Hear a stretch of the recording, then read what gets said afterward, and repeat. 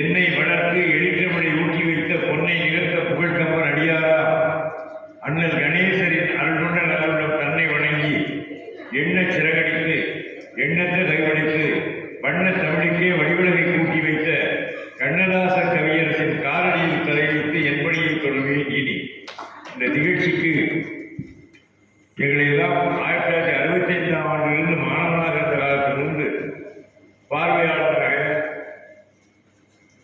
பேச்சாளராக, சில பேருக்கு போட்டியில் வருவனாக என்று பல்வேறு கோணங்களிலே எங்களை இந்த மேடைக்கு வரவழைத்திருக்கிற எங்கள் தந்தையார், தமிழ் மன்றத்தினுடைய தந்தையாக விளங்கி இதை தவிர வேறு லட்சியமே இல்லை என்று வாழ்ந்த ஒரு ஒப்பற்ற தியாகசீலர் ஐயா சிவராமன் அவர்களுடைய திருவடிகளை வணங்கி தொடர்புகளை பெற வேண்டுகிறேன்.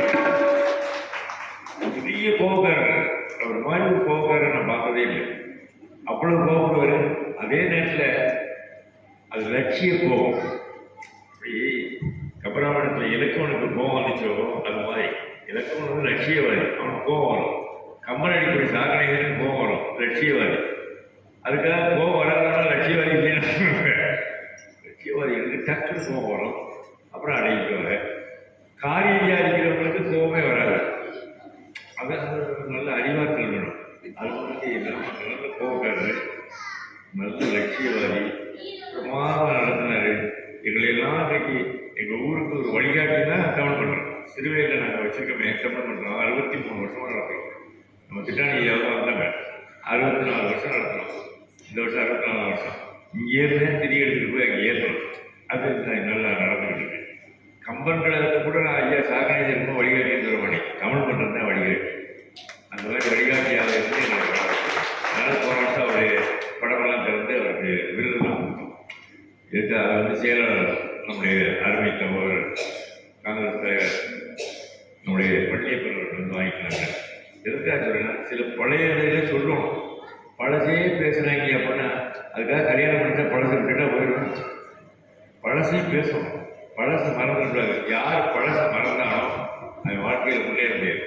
படிப்படியாக முன்னேறலாம் கூட நான் எப்படி வந்தோமோ அதை பழசை மறக்காம இருக்கும். சிவில் சிங்கார் இன்னைக்கு வந்து உலகம் பூரா புகழ் வாங்கிட்டாரு. உலகம் பூரா புகழ் சொல்லிருக்காரு.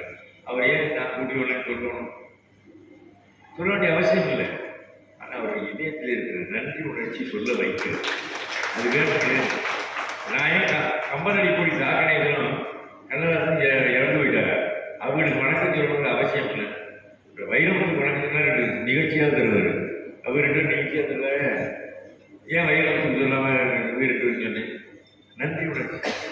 மண்ணாய் கிடந்த என்னை சிறுவையிலே மண்ணாய் கிடந்த என்னை மனிதனாக்கிய மகான்கள் அல்லவா அந்த 2 பேரும். அதனால மனிதனுக்கு சொல்லிவிட்டார், என்ன வேணாலும் பகையினால் நன்றி உணர்ச்சியை மட்டும் சொல்லக்கூடாது. நன்றி உணர்ச்சி ஒன்றுதான் மனிதனை மனிதனாக வாழ வைக்கும் என்பதை தெரிவித்துக் கொள்கிறேன். ஏன்னா ஒரு நாய்க்கு நன்றி உணர்ச்சி இருக்கு, ஒரு மாட்டுக்கு நன்றி உணர்ச்சி இருக்கு. கண்டுபிடி போயிருக்கு, மேய போயிட்டு அப்புறம் ஓடியாந்துருக்கு, ஓடியாந்துருக்கு. 5 அறிவு படைத்ததுக்கெல்லாம் நன்றி இருக்கும்போது 6 அறிவு படைத்த சிந்தனை ஆற்றல் படைத்த சிரிக்க தெரிந்த, சிந்திக்க தெரிந்த, பேச தெரிந்த மனிதனுக்கு நன்றி உணர்ச்சி வேண்டாமா? இன்னைக்கு வரைக்கும் என்னை வாழ வச்சுக்கிட்டு எனக்கு எவ்வளோ திறமை இல்லை. நீங்கள் உடனே அதான் எனக்கு தெரியுமில்ல, உங்களை திறமை இல்லை தெரியுமில்ல திறமை இல்லை. என்னுடைய நன்றி உணர்ச்சி தான் வாழ வைக்கணும். என்னுடைய நன்றி உணர்ச்சி தான் வாழ வைக்கிறது மட்டும் தெரிவித்துக் கொண்டு, ஏன் இதை சொல்றேன்னா, நாம் எத்தனை ஆண்டுகள் வாழப்போகிறோம் என்பதல்ல. யாருப்பா விஞ்ஞான ரீதியாக சொன்னால் 100 வயது வாழலாம், 120 வயது போயிருக்காங்களாம். அவ்வளோதான் வாழ போகிறோம். இந்த வயது வாழ்கிற காலத்துக்குள்ள நாம் வந்து யாராவது நம்ம உதவி செஞ்சாங்க, யாராவது நம்ம உதவணும், அந்த நன்றி உணர்ச்சியோட வாழ்றதா போதும். மனிதனுக்கு நிம்மதியாக இருக்கு. லியோனி என்கிட்ட 6 வருஷம் பேசினார். யூடியூப்ல விட்டார்.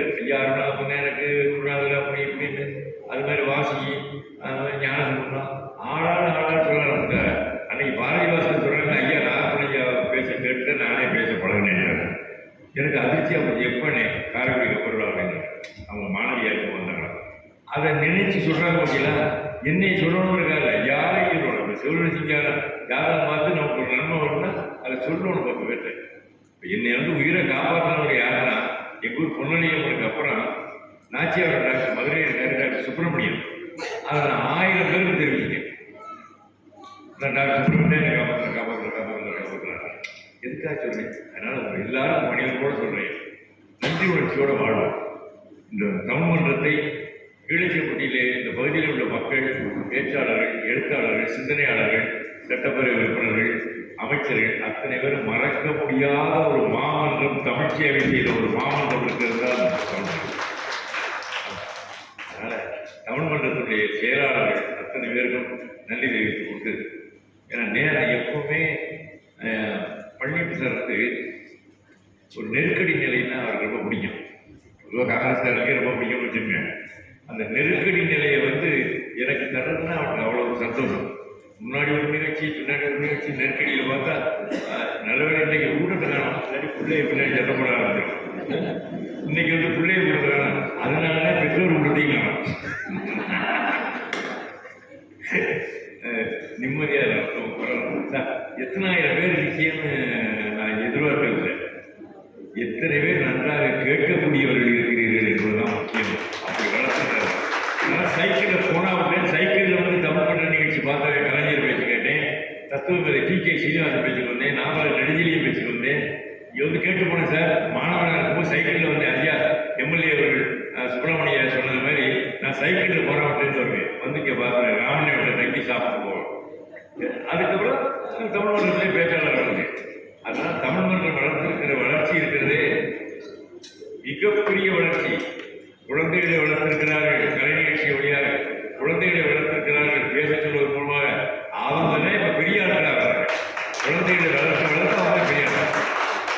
நீங்கள் என்னை எவ்வளோ நாளைக்கு வளர்க்க முடியும்? இவ்வளவுதான். இன்னைக்கு காலம் ஓடிட்டே இருக்கட்டுங்க. இது ஓட்டுற காலம். அந்த குழந்தைகளை இனிமேல் காக்கிறது. அதனால குழந்தைகளை நிகழ்ச்சியை இன்னைக்கு கூட ஒரு 10 வழிபாடு கொடுத்துருக்கலாம் வாய்ப்பு. பள்ளிப்பட்டார் ஏன் இன்னைக்கு ஒரு நிகழ்ச்சியாக வச்சிருக்கீங்க? நேற்றெல்லாம் பார்த்தா நிறைய இருந்துச்சு வழிபடம். அதனால இன்னைக்கு ஒரு 4-5 வழிபடத்தை கொடுங்க. இனிமேல் சிலவரா எத்தனையோ ஒரு வாய்ப்பு சார். இந்த வாய்ப்பு இந்த மேடைகள் சாதாரணமானதில்லை. இந்த வாய்ப்பு சாதாரணமானதில்லை. எதற்கு தெரியுமா? நான் 12 வயதில் மேடை ஏறினேன். 12 வயசுல இன்னைக்கு சவணக்கான ஏற்றினார். யார் மேடை தெரியுமா? முத்துராமலிங்க தேவர் மேடையிலே முதல்வது பேசினேன். அடுத்தது மூதறிஞர் ராஜாஜி மேடை. எப்படி மேடை தெரியுமா? மூதறிஞர் ராஜாஜி மேடை. ஆசீர்வாதம் காலத்தில் ரொம்ப நல்லா வருவேன் அப்படின்னாரு. காப்பி என்னால் கையில் தூக்க முடியல, அவர் கொண்டே போட்டு காப்பி விட்டுட்டேன். அவர் டவுன் வாங்கி வாயில் ஒதுக்கினார். அவ்வளவு நாக்கு வலிமையான அந்த சூழ கண்ணாடி என் கையில் ஆனார். அந்த அளவுக்கு பெரிய பெரிய ஆளுக்கு ஜீவானந்தத்துக்கு நான் பெட்டியை தூக்கிட்டு போய் மேடையில் ஏற்றி காப்பி கொடுத்தேன். தொண்டு செய்து நான் மற்றவர்களுக்கு தொண்டு செய்து பேச்சாளராக வந்தவன் தான். பெரிய படித்து அறிவாளியாக தான் வந்தேன். அறிவாளி இல்லாத நான் ஓடிக்கிட்டு என் வீட்டில் மனைவி புருஷன் எப்போ அறிவாளின்னு சொல்ல மாட்டாங்க. டக்குன்னு கிழந்து ஒரு ஆட்சிட்டு போய், என்ன உங்கள் சிட்டியாருங்க? எங்கள் சிட்டியாருக்கு ஒன்றும் 3 விளங்காது. விளங்காதவன்னே சொல்றதுல, புருஷனை விளங்காதன்னு சொல்றதுல பொண்டாட்டிக்கு இருக்க சந்தோஷம் இருக்கு. உலகத்தில் யாருக்கும் இருக்காது. பட்டிமன்ற மேடையில் இருக்கிறதுனா நடுவர் அங்கிட்டு போய் நேருக்கு நல்ல அறிவுகளை ஒத்துவார். அதனால மகிழ்ச்சியா இருக்கும். இந்த மேடைக்கு நான் வர்ற காரணம் நேரம் என்னவோ ஆண்டவன் எத்தனை ஆண்டுகள் இருக்கிறானோ அது வரைக்கும் நம்ம இந்த மேடையிலே இருக்கணும். என்ன எந்த மேடையும் நான் போய் வருஷம் கூட நாமளே இருக்கணும்னு நினைச்சதில்லை. நீங்க நினைக்கலாம், ஏன்னா கிடைச்சி யாரா கிடைச்சா வருஷம் நினைக்கிறதுக்கு அப்படி நீங்க நினைக்கக்கூடாது. சந்தோஷம், மகிழ்ச்சி என்பதை தெரிவித்துக் கொண்டு, இப்போ யாருக்காவது சொல்ல விட்டு போயிருந்தா நம்முடைய வட்டாட்சியர் அம்மா கிழிச்ச அப்படின்னா சாத்தியமா சாந்தி முருகப்பராஜா அவர்களுக்கு ரொம்ப பாராட்டினேன். என்ன ஒரு ஒரு உணர்வு பாருங்க. இந்த பகுதியில் இருக்கிறதுல எனக்கு பெரிய மகிழ்ச்சி. இந்த பகுதியில் இருக்கிறதே எனக்கு மகிழ்ச்சி. நான் யாருக்குமே சொல்லிட்டாங்க திருப்பாச்சினேன். ஆனால் நான் செட்டிநாட்டுக்கு அமைதியாக இருக்கேன், மகிழ்ச்சியாக இருக்கேன். அது கண்ணதாசனை பற்றி அவங்க பேசுகிறாங்க. எனக்கு இன்னைக்கு ஒரு முடிவு எடுத்து தான் வந்தேன். ஏன்னா கண்ணதாசன் தலைப்பு வந்துருக்கோம், எல்லாரும் கண்ணதாசனை பற்றி பேச போகிறாங்க. நமக்கு ஒன்றும் பெரிய வேலை இருக்காது, பேச்சாளரை பற்றி பேச வச்சிடும் அப்படின்னு முடிவிட்டேன். அதனால் நீங்கள் ஒன்றும் கவலைப்படாதீங்க. ஒரு 2 நிமிஷம் 3 நிமிஷத்தில் பேச்சாளர் ஆரம்பிச்சுமே. என்னை பொறுத்தவரை கண்ணதாசனை கவிஞனாக பயன்படுத்திக் கொள்ளுங்கள். இங்கே வந்திருக்கிற எல்லா இயக்கத்தை சார்ந்தவர்களும் சொல்றேன், கண்ணதாசன் யாரையாவது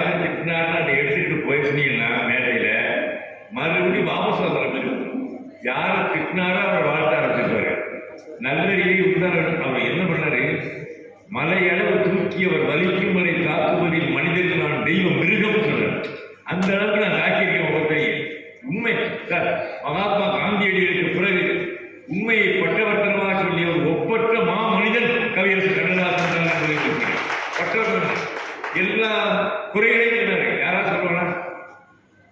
நீங்க தன்னுடைய குறையை யாருமே மேடையில் ஒத்துக்கிறது இல்லை, எழுத்துல ஒத்துக்கிறது இல்லை. அதை ஒத்துக்கொண்ட உண்மையாவாய் கண்ணதாசனோடு 15 ஆண்டுகள் நான் பழகிய காலம் இருக்கே, அதுதான் என் வாழ்க்கையினுடைய வசந்த காலங்கள் நினைக்கிறேன். 15 வருஷம் சுற்றி இருக்கேன் அவரோட. சிறஞ்சத்துல எங்க வீட்டுக்கு வந்தீங்கன்னா அவர் கட்டி பிடிச்சிட்டு போட்டவா இருக்கும். எல்லாரும் சொல்லுவாங்க, உங்களுக்கு கிடைச்சிருக்க பாக்கியம் உலகத்தில் கிடைக்காது. அவர் சினிமா நடிகை கூட இப்படி கட்டி பிடிச்சிட்டு போடுற, உங்களுக்கு தான் அப்படி கட்டி பிடிச்சிருக்காரு. அந்த அளவுக்கு என் மேல உயிரா இருப்பார். அந்த இங்க வந்து திட்டாணி செயலாளர் இருக்கும்போது வெள்ளி விழா கண்ணதாசன் வந்தாருங்க. அந்த போது அருமையா அந்த விழா கருப்பூசி பேன தோப்புல தான் நமக்கு, அதாவது நம்ம இந்த ஊருக்கு யாராவது வந்தாங்கன்னா பெரிய ஆளுங்க 3 நாளைக்கு போக மாட்டேன்ருவாங்க. வாரி வந்தாரு 3 நாள் இருந்தாரு. வாரி 3 அவரை கிழக்கு திட்டாணி என்ன பண்றது வாடி எனக்கு தான் தெரியும், போக மாட்டேன். என்ன அது மாதிரி கண்ணதாசன் யார் வந்தாலும் கீழச்சப்பட்டு ஒரு கவர்ச்சிகரமான ஊழியா கீழச்சப்பட்டி விட்டு போவே மனசு வரும். அவ்வளவு நல்ல மக்கள், நல்ல மனிதர்கள், நல்ல தொண்டர்கள், நல்ல சமூகங்கள் சொல்லி நான் வந்து பாசம்பரன் நானும் 1972 பட்டியலும் பேசுறோம். யாராவது நம்புவீங்களா? மத்திய அமைச்சர் பாசம்பரன் 1972 இந்திரா காந்தி பிறந்த நாள் அவர் அணித்தலைவர் நான் கீழே பேசுறேன். இங்க பட்டியல அடிகளார் தலைமையில அவர் அணித்தலைவர் அவர் அணியில பேசியிருக்கேன், அழைப்பு வச்சிருக்கேன். நான் பேசினேன் அடிகளார் தலைமையில. அவர் தலைமையில எங்க சிறுவையில் அடிகளார் தலைமையில பட்டியல் அவருக்கு எதிரணியில நான் கீழே பேசினேன். எதுக்காக சொன்னேன்? அப்படிப்பட்ட இலக்கியவாதிகளை எல்லாம் வளர்த்து அரசியல்வாதியாக இருந்தாலும் மிகச்சிறந்த சிந்தனையாளர், சிந்தனையை விதைக்கக்கூடிய இலக்கியவாதியான பாசகர் அவர்கள். அதனால இங்க வந்து பேசினார். அதனால இந்த மன்றத்தை பத்தி சொல்லணும்னா ஒரு 1000 பக்கம் எழுதணும். மன்றத்தை பத்தி எங்கிட்ட இருக்க குறிப்பு, எங்கிட்ட இருக்க அழைப்பை வச்சு எழுதினா 1000 பக்கம் கட்டுரைகளாக எழுதலாம். அந்த அளவுக்கு சாதித்திருக்கிற இந்த மன்றத்தை போட்டி வணங்கி கண்ணதாசனை பொறுத்தளவில் அவர் நாத்திகனார் போது அவரோட இருந்தேன், அவர் ஆத்திகனானவர்கள் அவரோட இருந்தேன். நல்லறிவை உத்தரவும் தந்தரனை எண்ணாமல் நாத்திகம் பேசி நின்றேன். நடைவையில் சிறுவன் ஒரு கடைவைத்த வாமனையும் நாற்புறம் முளைக்கி வந்தேன். கல்வியறி வெற்றதொரு பிள்ளையிடம் நீ வந்த கடலையும் வெற்றவிட்டேன். கருணை மயிலே மலையரசின் தாயே உனக்கு நினைவர கண்டதற்கு கடலையும் மீறி நின்றேன். எப்ப இவருக்கு ஒரு கவிதை போட்டுச்சுன்னா விபூதி பூசினதுக்கு அப்புறம் தான் அவருக்கு ஒரு கவிதை சொல்றார். நாத்திகனாக இருந்தது எனக்கு ஒரு கவிதை வரல, முரட்டுத்தனமா பேசிட்டு. ஆனா இவ்வளவு கவிதை கொட்டியிருக்காரு நாத்திகனாக வந்தது. ஐயா சொன்ன மாதிரி சில கோயில்கள்லாம் போங்க, போனீங்கன்னா சில குறைகள்லாம் நம்மளோட கோயில் சொல்லிக்கொண்டு அப்படிப்பட்ட கண்ணதாசனோடு பழகிய நகைச்சுவையான செய்திகள் இருக்கு. அவங்களை எல்லாம் பேச விட்டுட்டு நேரம் இருந்தா சொல்லுவோம். அடுத்த வருஷம் பள்ளியில் என்னை கூப்பிடாம விட்டு போறாரு, அது பார்த்துமா அடுத்த வருஷமா இப்போ பாக்கி தொடரும் போட்டு குமுத பத்திரிகை மாதிரி தொடரும் அடுத்த ஆண்டு. அதான் நான் நடந்து தடுக்கிட்டு வந்துருவேன். நடக்க முடியலைன்னா கூட காரில் வச்சு கூட மேலே உட்கார வைக்க போட்டுருவேன். விட மாட்டேன், இதையும் சிறுவையிலையும் விட மாட்டேன் தெரிந்து கொண்டு இல்லப்பா ஒன்னாலாம் சோதுக்குறேன் தேனப்பறேன். அவர் தான் கேஸ் தர்றாரு வீட்டில். கேஸ் தர்றது வேற ஆளு, கேஸ் தர்றது வேற தெரிவித்து கொண்ட. இப்போ இந்த மேடையில் ஒரு பெரிய பேச்சாளரை அறிமுகப்படுத்தணும், இன்னொரு வளர்ந்த பேச்சாளரை அறிமுகப்படுத்தணும். எனக்கு அது ஒரு நல்ல பழக்கம். அந்த காலத்திலேருந்து யாராவது அறிமுகப்படுத்திக்கிட்டே இருக்கும். யாராவது மாயத்திலிருந்து நான் பேசுறேன்னா ஓடியாடுவேன். எங்கள் சிறுவையில் இருந்தால் நான் பண்ணியிருக்கேன். இப்போ தமிழ் மண்டலத்திலே பண்ணியாச்சு. கற்பவள்ளியில் பிள்ளையார்பட்டியில் இருக்காங்க, அருமையாக பேசக்கூடியவங்க. அவங்க அப்பா நல்ல சிறந்த சேவையாளர், நல்ல புத்தகங்கள் இருக்கார், பல புத்தகங்கள் இருக்கு. அந்த பொண்ணு பேசுறேன்னா முருகப்ப மகன். ஆமாம், ரொம்ப பேசுறதுக்கா தமிழ் மன்றத்தில் அறிமுகம் வரானா பெரிய பேச்சாளர் வருவாங்க. தமிழ் மன்றத்தில் பெரிய பேச்சாளர் வருவாங்க, அறிமுகம் வரவங்களும் பெரிய பேச்சாளர். நீ பெரிய பேச்சாளர் இருக்க ஐயா பாடுவார். முத்தப்பைய ஆசையும் சிவராமைய ஆசையும் உனக்கு இருக்கு வந்துடுவேன். அது மாதிரி இன்னொருத்தர் பேர் போடல, ஆனால் பெரிய பேச்சாளர். இப்போ டிவி யூடியூப் எல்லாமே பார்த்தீங்கன்னா எல்லா நடுவர்களோடையும் பேசுறாரு. என்னோட இப்போ லேட்டாக இப்போ தான் வர்றாரு சொல்லிக்கொண்டு லட்சுமி நாராயணன் தேவோன்னு சொல்றாரு. டிவியில் பார்த்துருக்கேன். லட்சுமி நாராயணன் ரொம்ப பேசுவார். அவரையும் கூப்பிட்டு வந்தேன். ஆமா, அது நமக்குள்ளோட ரகசியம் இருக்கட்டும். மாற்ற சொல்லி சொல்லும்போது அழைப்பு வந்துருச்சு. உங்களுக்கு பேசினேன். அதாவது அந்த ஒரு பேரை எடுத்துட்டு அவரை போட்டு, அதனால அரசியல் எப்பவுமே ரகசியம் காக்கணும். என்ன எம்எல்ஏயா சொல்லுங்க, ரகசியம் காக்கணும்.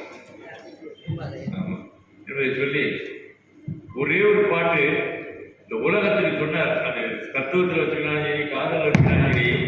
அது என்ன பாட்டுமா, மனிதனை படம் பிடித்து காண்பித்த ஒரே ஒரு கவி இந்த உலகத்திலேயே கண்ணதாசன் தான் என்பதற்கு ஒரு பாட்டு சொன்னார். பிறக்கும் போதும் அழுகின்றாய், இறக்கும் போதும் அழுகின்றாய், கவலையில்லாய்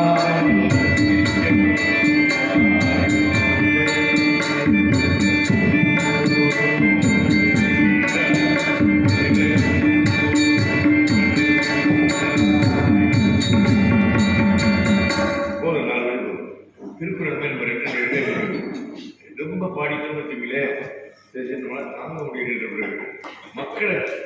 மக்களை துன்பப்படுத்தாம ஓடி இருக்க வேணாம். ஏன்னா பாட தெரியாதவங்க சொன்னாலும் நடுவராக தெரியலன்னு யாரும் கேட்கக்கூடாதுன்னு 2 வரையும் பாடிக்கிறாங்க அந்த மாதிரி. அதனால பிறக்கும் போது அழுகின்றாய், இறக்கும் போது அழுகின்றாய், ஒரு நாள் ஏதும் கவலை இல்லாமல் சிரிக்க மறந்தாய் மாநிலத்தினால. அதான் வாழ்க்கை. ஐயா சொன்னாங்க, எனக்கெல்லாம் 45 லட்ச ரூபாய் ஏமாத்திட்டீங்க. ஆமாம் தெரியும் ஐயா. 45 ரூபாய் ஏமாத்தினா நான் வருத்தமே படலை. ஏன் தெரியுமா, கம்பன் அடிப்படை சாக்கடையை சுதந்திர போராட்டத்தில் ஈடுபட்டு போயிட்டாரு. அறிவுரை ஜெயில உடனே போட்டாங்க. போட்டோடனே வீட்டில் வெள்ளைக்காரன் அப்படியே கொள்ளையடிச்சு போயிட்டாங்க. யாரும் வீட்டில் இருக்கிற பொருளை பூரா தூக்கி போயிட்டாங்க வெள்ளைக்காரங்க. ஒன்னோட இல்லை, ஆயாவிட்ட நகை இல்லை, நாட்டில் வெடிச்சாங்க இல்லை, எதுவுமே இல்லை. ஐயா அறிவுரை ஜெயிலேருந்து வர்றாங்க. வீட்டுக்கிட்ட வந்தோடனே ஒன்றுமே இல்லாமல் வீடு எழுப்ப கூடாது. உடனே எல்லாரும் கேட்டாங்க, நல்லா கவனிச்சுங்க, இதான் முக்கியம். எல்லாரும் கேட்டாங்க, உங்களோட சொத்து பூரா போச்சு, வெள்ளைக்காரன் அடிக்கிட்டு போயிட்டானே அப்படின்னாங்க. ஐயா ஒரே வாரம் சொன்னாங்க, வெள்ளைக்காரன் கொள்ளையடித்து கொண்டு போகவில்லை, நான் பாரத தாய்க்கு கொடுத்த காணிக்கை என்று. பாரத தாய்க்கு கொடுத்த காணிக்கை. இப்போ அது மாதிரி நான் ஆஸ்திரேலியாக்காரன் கொடுத்த காணிக்கை என்று போய் சந்தோஷமா நிம்மதியாக எனக்கு தூக்கம் வர மாட்டேங்குது. 45 போச்சு, 45 போச்சு, 45 போச்சுன்னு போட்டு நோந்துட்டேன் ஆள். அதனால ஆஸ்திரேலியாக்காரன் கொடுத்த காணிக்கை என்று சொல்லிவிட்டு, அதெல்லாம் ஆண்டவன் தந்த 45 கொடுக்குற அளவுக்கு எனக்கு எப்படி இருந்துச்சு, ஆண்டவன் கடவுள் கொடுத்தாரு எடுத்துக்கிட்டேன், அவ்வளோதான். இல்லாட்டி எங்கிட்ட எங்கே இருக்கு, ஆனால் கொஞ்சம் கொடுத்து வாங்கி தான் தொல்லை பண்ணுறீங்க, பரவாயில்ல, அது கொடுத்துருவோம். சொத்து கிடக்கு எதுக்காக சொல்ல தெரியுமா, இவனும் கூட ஒரு துன்பத்தில் இருக்கானே, துன்பத்தில் இருக்கிறதுக்காக சோர்வு போய் மூலையில் படுத்தான மனிதனே என்று தெரியுமா. அந்த துன்பத்தை எதிர்த்து போராட தெரிந்தவன் தான் மனிதனாக இருக்க முடியும். எவ்வளவு துன்பங்கள் தெரியுமா, சொல்லுடைய தெரியும். எனக்கு ஏற்பட்ட துன்பங்கள் என்னை ஜாதக வகையில இருக்கு. அவ்வளவு கஷ்டப்பட்டிருக்கேன். என்னோட கூட வந்து எனக்கு எப்போ புளி வருவானே தெரியாது. அந்த புளியை பார்த்து நான் போறேன்னா அது மாதிரி விழுந்துருக்கேன். அப்புறம் விழுந்து எந்திரிச்சு காயப்பட்டு போறோம். வாழ்க்கையில் மனித வாழ்க்கையில் இதெல்லாம் இயல்பு. அதனால சிரிச்சுக்கிட்டே இருக்கேன். ஒரு முறை சிரிச்சின்னு வச்சுக்கிறேன் 100 வருஷம். இதனால சிரிக்க வரும். நீனாயே தெய்வச்சிருக்கு, நீ 200 வருஷம் வாழ்றவருக்கு ஒரு பார்த்தா சரி அப்படி சொல்லி சிரித்து கொண்டே வாழ வேண்டும் நீங்கள் எல்லாம் என்பதை சொல்லி கண்ணதாசன் படத்தை ஒரு தடவை வீட்டில் போய் பாருங்க, யூடியூப்ல போட்டு பாருங்க. அந்த பொம்மை இருக்கு, அப்படி ஒரு சிரிப்பு, பச்சை குளத்த மாதிரி. அந்த மனிதனை பார்த்து நான் மெய்மறந்து போனேன். எதுக்கு கவலைப்படுறேன். பாட்டு அவர் வந்துச்சே எப்போ தெரியுமா, அமீனா வீட்டில் இருக்க சொத்தெல்லாம் எடுத்து போற நிற்கிறேன் வெளியில் கோர்ட்ல இருந்து. அப்பதான் அருமையான பாடுறேன். என்ன அப்படிமே இப்படி துன்பம் வந்தா தான் பாட்டே வருது அப்படின்னு. அதாவது கவலை வந்தா தான் பாட்டு வருது. நம்ம கவலை வந்தால் படுத்துறோம் போய், அவர் கவலை வந்தால் பாட்டு எழுதுறாரு. அப்படிப்பட்ட மகானை பற்றி பேசக்கூடிய வாய்ப்பு இந்த குழந்தைகளுக்கு கிடைத்திருக்கிறது. அவரை எல்லாம் நான் பாராட்டி, நான் பேச விரும்பலை. ஏன்னா நான் நிறைய அவரோட பேசி யூடியூப்ல அந்த இதெல்லாம் நிறைய வந்துருச்சு சொல்லி. இப்போ யார் முதல்ல கண்ணதாசன் பாடல்களில் நெஞ்சி நிற்பது அனுபவ வளமா, அனுபவ முத்திரையா, காதல் வளமா அப்படி போட்டிருக்கு. அனுபவமே அனுபவ முத்திரை என்று பேசுவதற்கு டாக்டர் சரஸ்வதிநாதன் விருதார்கள் அவர்கள் மாநிலத்திலே கவிதை போட்டி கலந்துக்கிட்டு மாநிலத்திலே முதல் பரிசு டாக்டர் கலைஞர் அவர்கள் முதலமைச்சராக எனக்கு எப்பவுமே சந்தோஷமா இருக்கணும், மகிழ்ச்சியா இருக்கு. மகிழ்ச்சியாக தான் இருக்கு. நீங்க விருது கிடைக்கல, நீங்க இவ்வளவு பேர் கீழச்சோல்பட்டி தமிழ் மன்றத்தையும் கீழச்சோல்பட்டி மக்களும் தந்திருக்கிற விருது மிகப்பெரிய விருது. அந்த விருதுக்கு மேலெல்லாம் ஒரு விருதே தேவையில்லை. அது வருத்தப்படக்கூடாது. வாழ்க்கை போற்றுதலுக்கும் பாராட்டுதலுக்கும் உரிய இன்னிசை பட்டிமண்டபத்தின் நடுவர் பெருந்தகைக்கும் பட்டிமண்டபத்தில் வாதிட வருகை தந்திருக்கின்ற அறிஞர் பெருமக்களுக்கும் இசையை வழங்குவதற்காக வருகை தந்திருக்கின்ற இசைக்குழுவை சார்ந்த சான்றோர் பெருமக்களுக்கும் 68 ஆண்டுகள் தமிழை கைப்பிடித்து அழைத்து சிம்மாசனத்திலே அமர வைத்திருக்கிற கீழச்சிவல்பட்டி தமிழ் மன்றத்தை சார்ந்த அத்தனை சான்றோர் பெருமக்களுக்கும் இந்த தமிழ் மன்றத்தினுடைய அச்சாணியாக இருந்து ஆணிவேராக இருந்து உருவாக்கி பழம் பழுக்கட்டும் என்று சொல்லி நம்மிடத்திலே விட்டு சென்றிருக்கிற குழந்தை உள்ளத்திற்கும் கோபத்திற்கும் சொந்தக்காரராக இருந்த இந்த பச்சை தண்ணி அப்படின்னு பச்சை தண்ணியா இருக்காரியா அப்படின்னு சொல்லுவான். நம்ம செட்டிநாட்டில் ஒரு வழக்கம் உண்டு. அப்படி பச்சை தண்ணியாக இருந்து எல்லோரையும் ஆதரித்து கொண்டு போன ஆதரித்த ஒரு அருள் உள்ளத்துக்கு சொந்தக்காரர் மரியாதைக்குரிய தந்தையார் சிவராமையா அவர்கள். அவருடைய திருவடிகளை வணங்கி அரசியல்வாதிக்கெல்லாம் அப்பாற்பட்டு அன்பு ஒன்றை மாத்திரமே தன் உள்ளத்திலே ஏற்றிருக்கிற மரியாதைக்குரிய அண்ணன் சுப்பராம் அவர்கள், ஐயா அண்ணன் ராமநாதன் அவர்கள் ஒரு வட்டாட்சியராக இருந்து அவ்வளவு சுமையிலும் வேலை பழுவிலும் கண்ணதாசனை சிந்திக்க வைத்திருக்கிற மரியாதைக்குரிய சகோதரியார் சாந்தி மேடம் அவர்கள், சிவராமையா விட்டு சென்ற அந்த பணியை தமிழ் மன்றத்தினுடைய பணியை தொடர்ந்து செய்வேன் என்று சொல்லி வாழும் காமராஜராக இருந்து கொண்டு தமிழுக்கு தொண்டு செய்து கொண்டிருக்கிற மரியாதைக்குரிய அண்ணன் எஸ்.எம். பழனியப்பன் அவர்கள், உலகம் முழுவதுமாக ஜோதிடத்தை சொல்லி எல்லோரையும் வாழ வைத்தாலும் தன் உள்ளத்திற்குள்ளே நன்றி உணர்வும் தங்கை சரஸ்வதி என்கின்ற பாசமும் கொண்ட மரியாதைக்குரிய அண்ணன் சிவல்புரி சிங்காரம் அவர்கள், என் அன்பு தங்கை அலவேல் அவர்கள், வருகை தந்திருக்கின்ற உங்கள் அனைவருக்கும் என் பணிவு கலந்த வணக்கத்தையும் நன்றியையும் சொல்லி, இந்த மேடை என்பது எங்களுக்கு புதிதல்ல. எனக்கு தெரிந்து ஒரு 32 ஆண்டு காலம் இந்த மேடையிலே பேச தொடங்கிய காலத்திலே இருந்து பேசிக் கொண்டிருக்கிறேன். ஆனாலும் தை மாதத்தினுடைய தொடக்க விழா கீழச்சிவல்பட்டினர். எங்களுக்கு தை பிறந்தால் வழி பிறக்கும் என்கின்ற பழமொழி உண்டு. ஆனால் எங்களுக்கு வழியை பிறக்க வைக்கிற இடம் கீழச்சிவல்பட்டி தமிழ் மன்றம். இந்த நிகழ்வுக்கு பிறகு ஆண்டுதோறும் எவ்வளவு நிகழ்வுகளுக்கு போக முடியுமோ அப்படி போய்கொண்டிருக்கிறோம் என்று சொன்னால் ஒரு ராசியான இடம் கீழச்சிவல்பட்டி தமிழ் மன்றம். எனவே அதற்காக நன்றியை சொல்லி எல்லா தலைப்பிலும் இந்த இடத்திலே பேசியிருக்கிறோம். ஆனால் கண்ணதாசனை பேசுவது போல ஒரு சுகம் இந்த உலகத்தில் வேற எந்த தலைப்பிலையும் கிடைக்காது. காரணம், கண்ணதாசன் எல்லோருடைய இதயத்திலும் நீங்காத இடத்தை பிடித்தவர். பக்கத்திலே இருக்கிற சிறுகுடல்பட்டியிலே பிறந்தவர் என்றாலும் கூட உலகம் முழுவதுமாக தன்னுடைய கவிதையினால், தன்னுடைய பாடலினால், தன்னுடைய எழுத்தினால், தன்னுடைய அனுபவத்தால், தன்னுடைய காதலால், தன்னுடைய தொழிலால், இன்னும் சொல்ல போனால் தன்னுடைய கடனால் கூட இந்த உலகத்துக்கு ஒரு நீதியை சொல்லிவிட்டு சென்ற ஒரே கவிஞர் மாத்திரமல்ல, மகான் கவியரசர் கண்ணதாசன். நீங்க மகான் அந்த வரிசையில ரமணர், அருணகிரிநாதர், ரமணர், யோகி ராம் சுரத்குமார், இன்னும் இப்படி வரிசையில கொண்டு போங்க நீங்க மகான்களை. அப்படி மகான் வரிசையில இருக்கிறவர் கவியரசர் கண்ணதாசன். நடுவர்களே, கண்ணதாசனை போல அனுபவப்பட்டவர்கள் கவிஞர்களில் மிக குறைவு. பட்டுக்கோட்டை கல்யாண சுந்தரம் 32 வயது தான் இருந்தார். ஆனால் மிகப்பெரிய சின்ன சின்ன வேலைகளாக செய்து கொண்டு இருந்தாலும் கூட தன்னுடைய வாழ்க்கையில் அவருக்கு கிடைக்காத அனுபவம் கவியரசனுக்கு மிக தெளிவாக கிடைத்ததற்கு காரணம் அவர் பட்ட துன்பம், அவர் பட்ட அடிகள், அவர் பட்ட வேதனை. நீங்க சொன்னீங்களே, பிறக்கும் போதும் அழுகின்றார், பிறக்கும் போதும்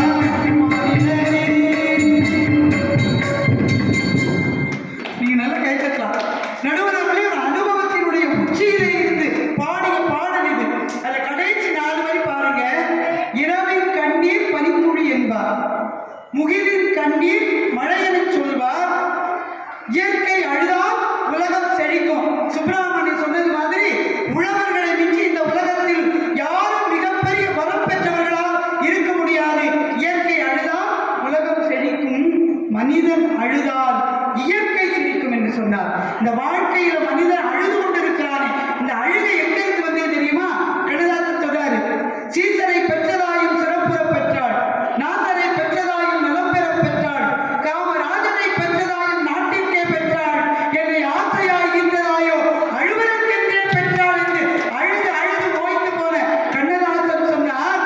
காதல்ல கூட அவருக்கு கிடைச்ச அனுபவம் எந்த மனுஷனுக்கு கிடைச்சிருக்க முடியாது, இன்க்ளூடிங் யுவர் செல்ஃப். உங்களுக்கு கூட அதெல்லாம் கிடைச்சிருக்காது. ஏன் தெரியுமா? எவ்வளவு அழகா சொல்லுவாரு, தொழுவது சுகமா. நடுவுக்குள்ளே அவ்வளவு அழகா சொல்லுவாரு, தொழுவது சுகமா, வண்ண தோகையின் கனிந்த மார்பில் விழுவது சுகமா, உண்ணும் விருந்துதான் சுகமா, பழகிய காதல் எண்ணி பள்ளியில் தனியே சாய்ந்து அழுவதே சுகமென்பேன் யான், அறிந்தவர் அறிவார் ஆகினார். இது அவருக்கு மட்டும் கிடைத்த அனுபவம் இல்லை. இப்ப நடுவர் வந்து சில விஷயங்கள்ல மேடையில பட்டவர்த்தனமா சொல்லிடுறாரு. எல்லா மனிதர்களுக்கும் இந்த அனுபவம் உண்டு. 18 வயதிலே ஒரு மனிதனுக்கு வருகிற காதல் கடைசி வரையில தொடர்ந்து வரும். அந்த அனுபவத்தை பெற்றவர் கண்ணதாசன். அதுக்கப்புறம் அருமையா சொன்னாரு, என்ன சொன்னாரு? சீசரை பெற்றதாயும் சிறப்புற பெற்றாள், நாசரை பெற்றதாயும் நலம்பெற பெற்றாள், காமராசரை பெற்றதாயும் நாட்டுக்கே ஈன்றாள், என்னை ஆசையாய் பெற்றதாயோ அழுவதற்கென்றே பெற்றாள். அழுவதற்கென்றே. நடுவருடைய அவரை போல ஒவ்வொரு நிகழ்விலையும் அனுபவத்தை பெற்றவர்கள் யாரும் இருக்க முடியாது. அதான் ஒரே ஒரு விஷயத்தை சொல்றேன். நடுவருடைய பெண் குழந்தை எல்லார் வீட்லயும் இருக்கும். அம்மா, இன்னைக்கு வந்து 10 நிமிஷத்துக்கு தரப்பட்டேன். முடிஞ்ச வரைக்கும் தத்துவத்துக்கு வந்து ஒரே ஒரு பாட்டு. நடுவர்களே, அவருக்கு அனுபவம் என்பது எங்க கிடைச்சது தெரியுமா? சிறுகுடல்பட்டியில சாத்தப்ப செட்டியாருக்கும் சாலாட்சி ஆட்சிக்கும் மகனா பிறந்து வளர்ந்துட்டு வர்றாரு. அவருக்கு ஒரு 12, 13 வயது இருக்கும், 14 வயது இருக்கும். அந்த வயதில் இருக்கும்போது வீட்டுல ஒரு ஆட்சி, அவரோட கூட பிறந்த ஆட்சி, அவங்க இறந்துட்டாங்க. அது வரைக்கும் இறப்புனா என்னன்னே தெரியாது கண்ணதாசனுக்கு. மகிழ்வினுடைய உச்சத்திலே வாழ்ந்த அந்த கண்ணதாசன் இறப்பை எங்க பார்க்கிறாரு? தன் வீட்டுல பார்க்கிறாரு. அப்ப எல்லாரும் அழறாங்க, கத்துறாங்க, உப்பாரி வைக்கிறாங்க. அழுதுகிட்டே இருந்த கண்ணதாசனால் அந்த அழுகையிலிருந்து வெளியிலே வர முடியவில்லை. அப்ப சொல்றாரு, ஆண்டாண்டு தோறும் அழுது புரட்டாலும் மாண்டார் வருவதில்லை. இந்த வாசகத்தை எல்லாரும் சொல்றாங்க. ஆண்டாண்டு தோறும் அழுது புரட்டாலும் மாண்டார் வருவதில்லை என்கின்ற அந்த வாசகம் அவருடைய புத்தியில போய் உட்கார்ந்துருச்சு. ஒரு படத்துக்கு பாட்டு எழுதுகிற சூழ்நிலை வந்த போது எழுதினாரு, வந்தது தெரியும் போவது என்றே வாசல் நமக்கே தெரியாது, வந்தது தெரியும் போவது என்றே வாசல் நமக்கே தெரியாது. ரெண்டே வரி சொல்றாரு. ஒரு மனிதன் இந்த உலகத்துல பிறந்து வந்துட்டான், போயிடலாம், வந்தது தெரியுது, ஆனா போனது எங்கேயாவது கண்டுபிடிச்சிருக்கோமா? இப்ப கூட சொல்றாங்க, விஜயகாந்த் ஆத்மா அங்க இருக்கு, இங்க இருக்கு, இங்க இருக்குன்னு. யாராவது வீட்டில இருந்து போன உயிரினுடைய ஆத்மாவை பிடித்ததாக இந்த சரித்திரத்திலே எழுதப்பட்டிருக்கிறதா நினைத்து பாருங்கள். ஆத்மா எங்கேயோ சென்று சேர்த்து விடுகிறது, உடல் மட்டும்தான் இருக்கிறது. அவர் சொல்றாரு, வந்தது தெரியும், போவது எங்கே, வாசல் நமக்கே தெரியாது என்று 2 வரியிலே எழுதிய அந்த அனுபவம் இருக்கிறதே, அதுல சொல்றாரு, எலும்புக்கும் சதைக்கும் மருத்துவம் கண்டே, இதற்கொரு மருந்தை கண்டே, இருந்தால் அவளே தன்னன் தனியே எதிர்ந்திருந்து விடுவே, கோட்டுக்கு போனா ஜெயிக்காது, அந்த கோட்டுக்கு நுழையா இருப்பாரு, போனால் போகட்டும் போடா, போனால் போகட்டும் போடா, இந்த பூமியில் நிலையாய் வாழ்ந்தவன் யாரடா, போனால் போகட்டும் போடா. நடுவர்களே, இதற்கு மேல ஒரு தத்துவத்தையோ அனுபவத்தையோ எந்த கவிஞனும் பாட முடியாது என்பதை மாத்திரம் இந்த இடத்திலே சொல்லி, ஒரு மனிதனுடைய வாழ்க்கையில எல்லாம் இருக்கணும். அன்பு இருக்கணும், நன்றி இருக்கணும், கருணை இருக்கணும், தெய்வ வடிவம் மனதுக்குள்ளே இருக்கணும். இப்படி இருந்தால் ஒருவர் மனிதனாக இருக்க முடியும், மனிதன் தெய்வமாக மாற முடியும். அப்படி மனிதன் தெய்வமாக இருந்து மாறிய ஒருவர் பெருந்தலைவர் காமராஜர், விருது வெட்டி பெற்றெடுத்த சிங்கம் அவர். அவர் ஒரே செய்தியோடு நினைவு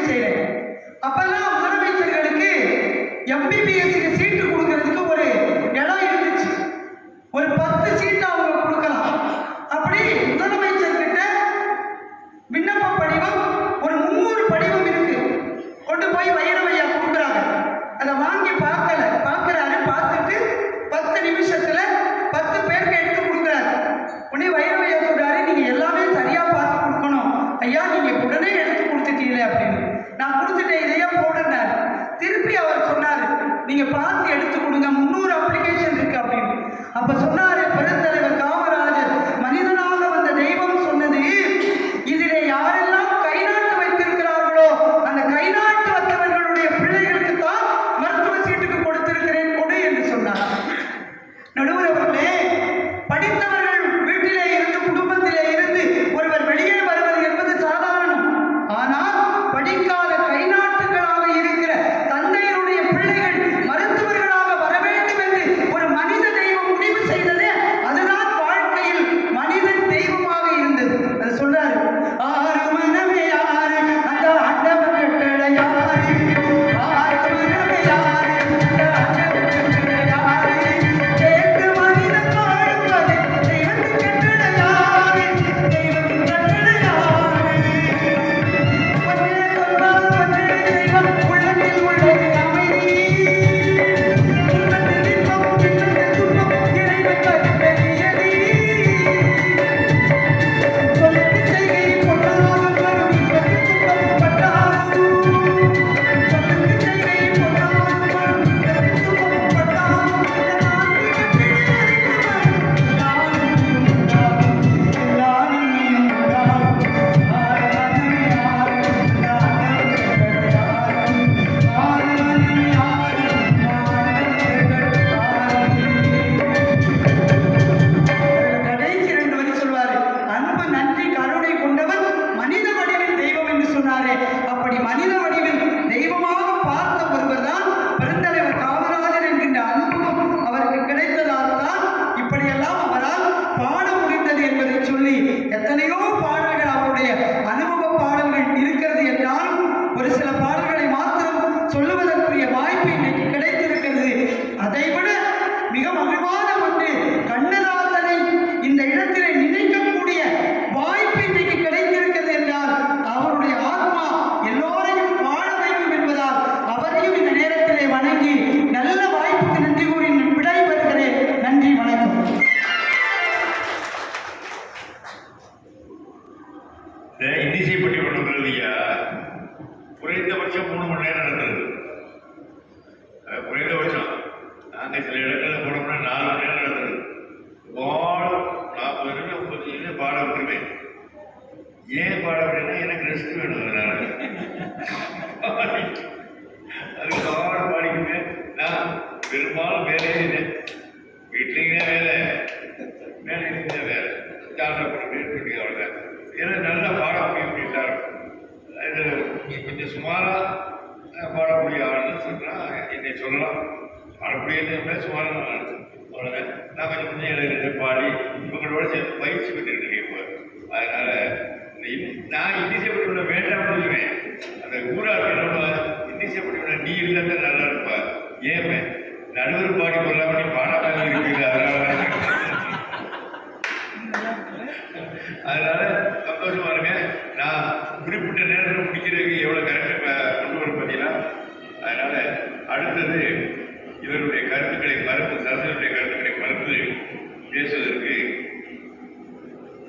நம்முடைய பள்ளியப்பன் அவர்கள் கருணை வைத்து அடுத்த ஆண்டு நல்ல நிறைய நேரம் பேசுகிற மாதிரி ஒரு நிகழ்ச்சி கொடுத்தாங்க.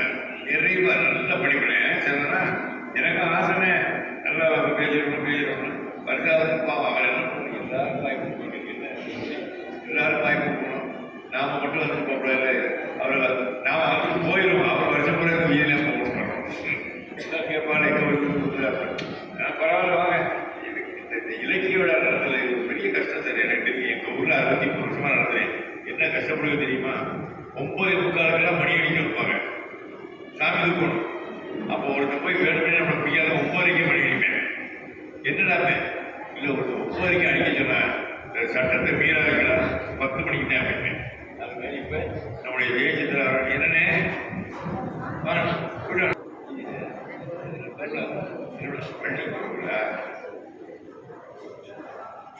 இப்பொழுது காதல் மனமே என்று பேசுவதற்கு பட்டுக்கோட்டையிலிருந்து வருகிறது இருக்கிற என்னுடைய அன்பு மகள் செந்தமிழ் திலகம் ஜெயச்சந்திரா அவர்கள் வந்திருக்கிறார்கள். அவர்களை அன்போடு பாராட்டி அளிக்கிறேன். அவர்களே இருக்காங்க.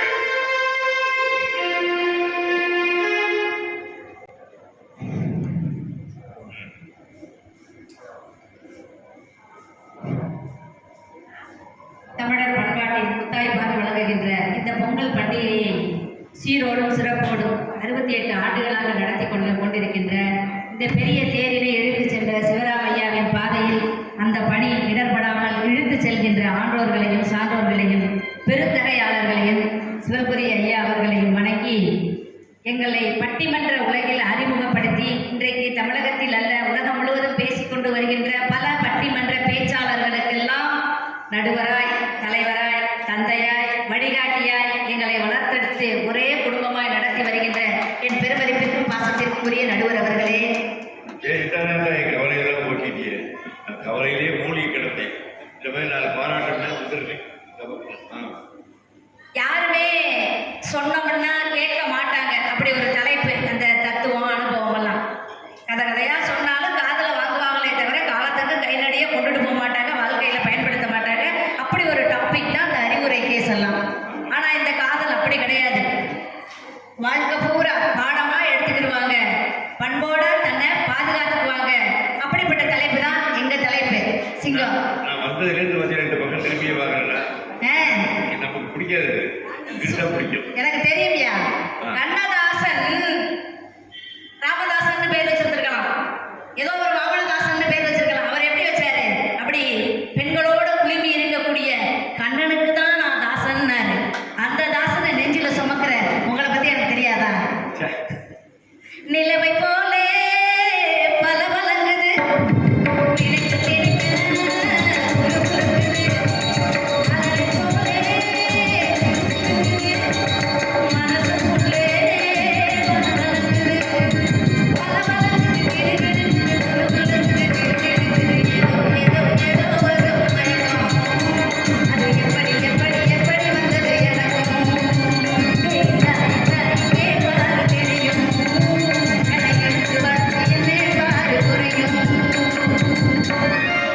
கண்ணதாசன் பாடல்களுக்கு உயிர் கொடுத்து கொண்டிருக்கின்ற இசைவாளர்களே, ராமண்ணன் நீ கலக்குன. அவர் அடிக்கிற அடியில தான் கண்ணதாசன் வந்துட்டு போவார். நடுவர் அவர்களே, எத்தனை வருஷமா நீங்க வாத்தியாரா இருந்தீங்க? நான் 21 வருஷம் இருந்தேன். எந்த பையன் நீங்க சொன்னதை கேட்டான்? அப்படியே சொல்றாங்க. நான் ஸ்கூலுக்கு ஒழுங்கா போனா தானே கேட்பாங்க. நானே இந்தியர் போராட நோய் எனக்கு காளிமுத்தன் ஒருத்தர் இருந்தார், சபாநாயகர். அவரே எனக்கு மாணவர் தலைவர். என்னை கூட உள்ள வச்சுட்டாங்க. அப்புறம் லிஸ்ட்ல சேர்க்காம என்னை கொண்டாடுறதுக்கு ஆத்தா படாதவர்களுக்கு கூட்டி அந்த இந்தியர் போராடுறது. அதனால நான் ஒரு 19 வருஷமா வாத்தியாரா இருக்கேன். நான் சொல்றதை யாரும் கேட்க மாட்டாங்க. ஏன்னா நான் போய் நின்னா அவனுக்கு அறிவுரை சொல்ல போறேன். அறிவுரையே அனுபவத்தை அவ்வளவுதான் கேட்பாங்க. ரொம்ப நேரம் பொறுமையாலாம் கேட்க மாட்டாங்க. அது எப்படி கொஞ்சோண்டு சோறு மட்டும் வச்சுட்டா, வெறும் சோறு மட்டும் வச்சுட்டா எப்படி அதை திங்கவே முடியாது. அப்படி ரசனையா குழம்பு ஊற்றணும், பொரியல் வைக்கணும், அப்பளம் வைக்கணும், ஊறுகாய் வைக்கணும், அதெல்லாம் வச்சு அப்படி ஸ்வீட் எல்லாம் வச்சா அந்த இலை தான் எங்கள் காதல் பாடல்கள். அப்படி கேட்க கேட்க ரசிச்சு, காதல்ங்கிறது அந்த அனுபவங்கிறது அவங்களுக்கு மட்டுமே உரியது. அதை ஒரு பெருசா பேச முடியாது. எங்க காதல்ங்கிறது காக்கா குருவிக்கு கூட வரும். இந்த உலகத்தில் உள்ள எல்லா உயிர்களுக்கும் பொதுவான உணர்வு காதல். தமிழர்களுடைய மிகச்சிறந்த பண்பாடு காதலும் வீரமும். அதை கொண்டாடுற தினம்தான் இந்த பொங்கல் பண்டிகை. சிட்டுக்குருவி புத்தம் கொடுத்து சேர்த்திட கண்டேனே, செவ்வானம் கடலினிலே கலந்திட கண்டேனே, மொட்டு விரிந்த மலரினிலே பட்டு மூங்கிட கண்டேனே, மூங்கிலே ஆற்று வந்து மோதிட கண்டேனே, சிட்டுக்குருவி புத்தம் கொடுத்து சேர்த்திட கண்டேனே, செவ்வானம் கடலினிலே கலந்திட கண்டேனே. கண்ணதாசனுடைய காதல் பாடல்கள் வாழ்க்கை பாடமா இருந்துச்சு. நம்ம குடும்பத்துல சண்டையே இல்லாத குடும்பமே இருக்காது. சண்டையே இல்லைன்னா அது குடும்பமாவே இருக்காது. அப்படி சண்டை சச்சரவெல்லாம் வரும். ஒரு புருஷனும் பொண்டாட்டியும் சண்டை போட்டுக்கிட்டாங்க. டைவர்ஸ் பண்ணிக்கலாம்னு கோர்ட்டுக்கு போயிட்டாங்க. ஜட்ஜு கேட்டாரு, உங்களுக்குள்ள என்ன பிரச்சனை அப்படின்னு. அந்த அம்மா சொன்னுச்சு, இந்த ஆள் தினம் குடிச்சிட்டு கொய்யா இலையை எடுத்துக்கிட்டு வந்து என்னை ஏமாத்துறான், இவன் கூட இனிமே வாழ முடியாதுன்னு அந்த அம்மா சொல்லுச்சு. ஏம்மா ஐயா உனக்கு என்னையா பிரச்சனைன்னு கேட்டாங்க. அந்த அவன் சொன்னான்,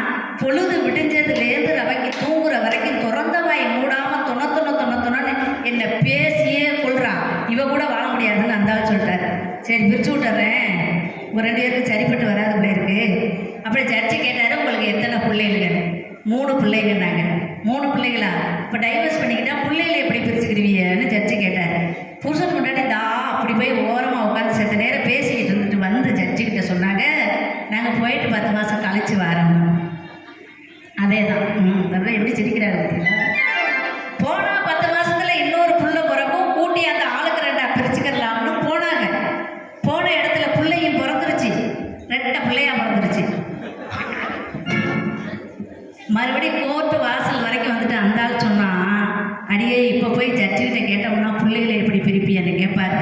உனக்கு 2 எனக்கு 2 வச்சுக்கிட்டு ஒன்றை கொண்டாந்து நடுவர்கிட்டே விட முடியும்? நடுவில் உட்காந்தா தீர்ப்பு சொல்லணும்ல. அந்த பிள்ளைகளை என்ன பண்ணுறது? வாழ்க்கையில் ஒரு தடவை திருமணம் ஆயிடுச்சு அப்படின்னா அதான் கடைசி வரைக்கும் இந்த பிள்ளைகளுக்காக வாழ்க்கையை நகர்த்தி கொண்டு போயிட்டே இருப்போம். எத்தனை சண்டை, வெறுப்பு, வம்பு எது வந்தாலும் அதையெல்லாம் கடந்து குடும்பமாக வாழ்கிற இந்த அமைப்பை பார்த்து தான் வெளிநாடுகள் கூட வியந்து நோக்குகின்றன நம்முடைய பண்பாட்டையும் கலாச்சாரத்தையும்.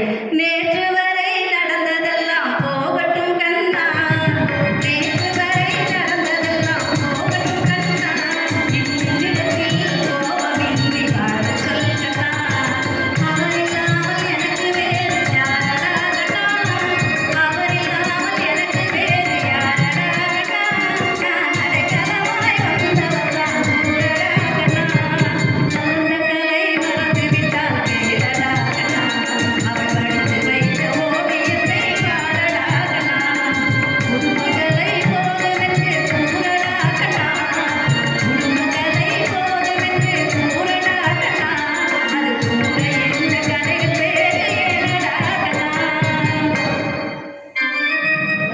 என்ன எனக்கு தெரியுது, காதல்னா அப்படிதான் நிப்பாட்ட முடியாது, வாசிட்டே இருக்கணும் போல இருக்கா. கல்யாணம்னு ஒன்று இருக்கு பார்த்தீங்களா? பொங்கல் பண்டிகை வருஷம் நடக்கும், கோவில் திருவிழா வருஷம் நடக்கும், திருவிழா, தீபாவளி, பொங்கல் வருஷம் வரும். ஆனால் ஒரு ஆணுக்கோ பெண்ணுக்கோ வாழ்க்கையில் நடக்கிற ஒரே திருவிழா கல்யாணம் தான். அது ஒன்றும் சாதாரண இல்லை. பொண்ணு பார்க்க போகும்போது அந்த பொண்ணு கை தெரியுமா, மூக்கு தெரியுமா, காதல் தெரியுமா, ஜன்னல் வழியா விரல் தெரியுமா, அப்படி பாத்திர மாட்டோமா, அதான் வாழ்க்கையில் பெரிய விஷயம். என்ன அறிவுரை பண்ணுறீங்க, என்ன அனுபவம் சொல்கிறீங்க? கண்ணதாசன் இதைத்தானே உங்களுக்கு சொல்லி கொடுத்தாரு. அவர் வந்து எவ்வளவு அழுகையோ சோகமோ கஷ்டமோ, நான் பிறக்கையில அழுதேன், சாகையில அழுதேன், இடையில யார் அவரை சந்தோஷமா வச்சிருந்தது? காதல் தான். அதான் பூஸ்ட். அவ்வளவு சோகத்தையும் அவர் கடந்தாருன்னா காதல்ங்கிற தெப்பத்தை பிடிச்சிக்கிட்டு அந்த வந்து நன்றி மறந்துடக்கூடாது நீங்கள் தீர்ப்பு சொல்லும் போது. ஆமாம். அந்த கல்யாணங்கிற ஒன்று ஒரு ஆணுக்கோ பெண்ணுக்கோ அவ்வளோ ஒரு சந்தோஷம். பொண்ணு பார்த்துட்டு போயிருப்பாரு, அப்புறம் ஒரு 4 நாள் கழிச்சு மனசு கேட்காது, நல்லா பார்த்தோமா, அடித்ததெல்லாம் பவுடரா, இருந்ததெல்லாம் ஒரிஜினல் முடிதானா, இன்னும் ஒழுங்காக பார்க்காம வந்துட்டு வேணும், மறுபடி அதே வழியாக பைக் எடுத்துக்கிட்டு அந்த வீதியிலே போவார். பொண்ணோட சித்தப்பாவை பார்த்துட்டு இங்கே யாருக்கு உங்கள் வீடு, எதுவுமே தெரியாத மாதிரி ஒரு நடிப்பு நடித்து, நான் அந்த உழுகுறதுக்கு டிராக்டர் இருக்குதான்னு முருகன் வீட்டுக்கு பார்க்க வந்தேன். முருகன் வீடு 3வது தெரு, பார்க்க வந்தது பொண்ணு வீட்டு தெரு. ஒரு வாழ்க்கையில் ஒரு எதிர்பார்ப்பு, ஆசை, சந்தோஷம், அதெல்லாம் தரக்கூடியது காதல் மட்டும்தான். மனக்கோலம் கொண்ட மகளே, புது மாக்கோலம் போடு மயிலே, துணக்கோலம் கொண்ட கண்ணியே, சங்கோலம் பாட பாடு குயிலே, சிரிக்காத வாய் சிரிக்காதோ, பெண்ணாலே கண்டு மகிழாதோ, வாராயோ கோடி வாராயோ, மனப்பந்தல்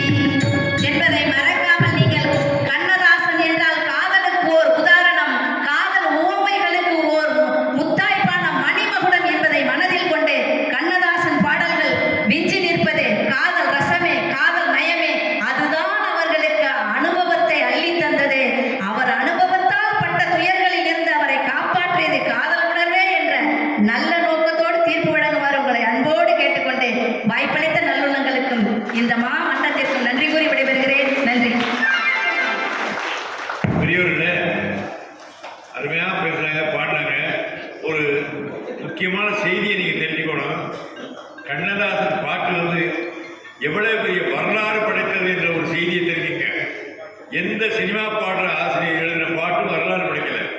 கண்ணதாசன் பாட்டு மலர்ந்து மலராத பாடல் இருக்கே, இந்த பாடல் காட்சியில் நடிச்சது யார் தெரியுமா? நடிகர் சிவாஜி கணேசனும் அண்ணனா நடிப்பாரு. சாவித்திரி நடிகர் சாவித்திரி வந்து தங்கையா நடிச்சாங்க. பாட்டு எழுதினவர் கண்ணதாசன், இசையமைச்சவர் இப்ப சுத்தநாதன். இந்த படம் முடிஞ்ச ஒரு பாசமலர் படம் ரிலீஸ் ஆனிச்சு. அதன் பிறகு ஒரு 2-3 படத்துல கணவன் மனைவியா நடிக்க விட்டு, காதலன் காதலியா நடிக்க விட்டு சாவித்திரியையும் சிவாஜி கணேசனையும் கேட்டாங்க. இனிமே இந்த பிறவியில நாங்கள் அண்ணன் தங்கச்சியா தான் இருப்போமே தவிர காதலன் காதலியா நடிக்க மாட்டோம் என்று சொல்லக்கூடிய அளவுக்கு ஒரு பாடல் எடுத்து தந்தோம். வரலாறு படிச்சு அப்படிப்பட்ட பாடலை அவர்கள் பாடினாங்க. அருமையான பாட்டு. தங்க கடிகாரம் வைர மணியாரம் தந்து மனம் பேசுவார், மாமன் தங்கை மகளான மங்கை உறக்காக உலகை விதை பேசுவார், உலகை விதை பேசுவார். நம்ம ஆட்சியை பாடுவாங்க. சங்கினால் பால் கொடுத்தால் சந்தனமாய் நோவு கொண்டு தங்கத்தால் சென்று செய்து தருவார்கள் அம்மான்மார். அவன் அலுமினியம் கூட கொடுக்க மாட்டேன், அது வேறு விஷயம். தருவார்கள் அம்மான்மார்னு அவங்க ஆத்தாவோட ஏற்றி விடுறத வேலையை அதை இவரும் கண்ணதாசன் ஏற்றினார். அது அம்மா வந்து அருமையாக சொன்னாங்க. இப்போ நேரத்தை நிறைவேறி ஜெட்டு நேரத்தில் போய்கிட்டு இருக்கோம். இப்போ வந்து இன்றைக்கு அறிமுகமாகிற நம்முடைய பிள்ளையார்பட்டி இன்னும் வரைக்கும் இருக்கிற அவங்க அப்பச்சி ரொம்ப சேவை செஞ்ச ஒரு பிள்ளையார்பட்டியில் புத்தக நிலையமெல்லாம் வச்சு தேவகோட்டவங்க. ஏன்னா எனக்கு பிள்ளையார்பட்டியே தெரியும்.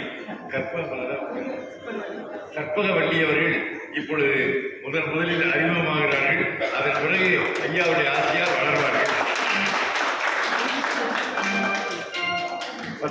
சக்கரையே முத்தமிழே நறுமுகையே தீஞ்சுவையே செந்தமிழே என்னும் 1000 வணக்கங்கள் நித்தமுனக்கு.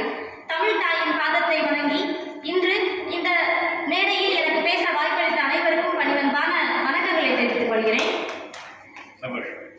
கம்பனடிப்பொடி சா கணேசன் ஐயா அவர்களும் தவத்திரை குன்றக்குடி அடிகளார் அவர்களும் சிறப்பாக வளர்த்து வந்த பட்டிமன்றத்தை இன்று நம் நடுவர் பெருந்தகை அவர்கள் சீரும் சிறப்புமாக நடத்தி கொண்டிருக்கிறார்.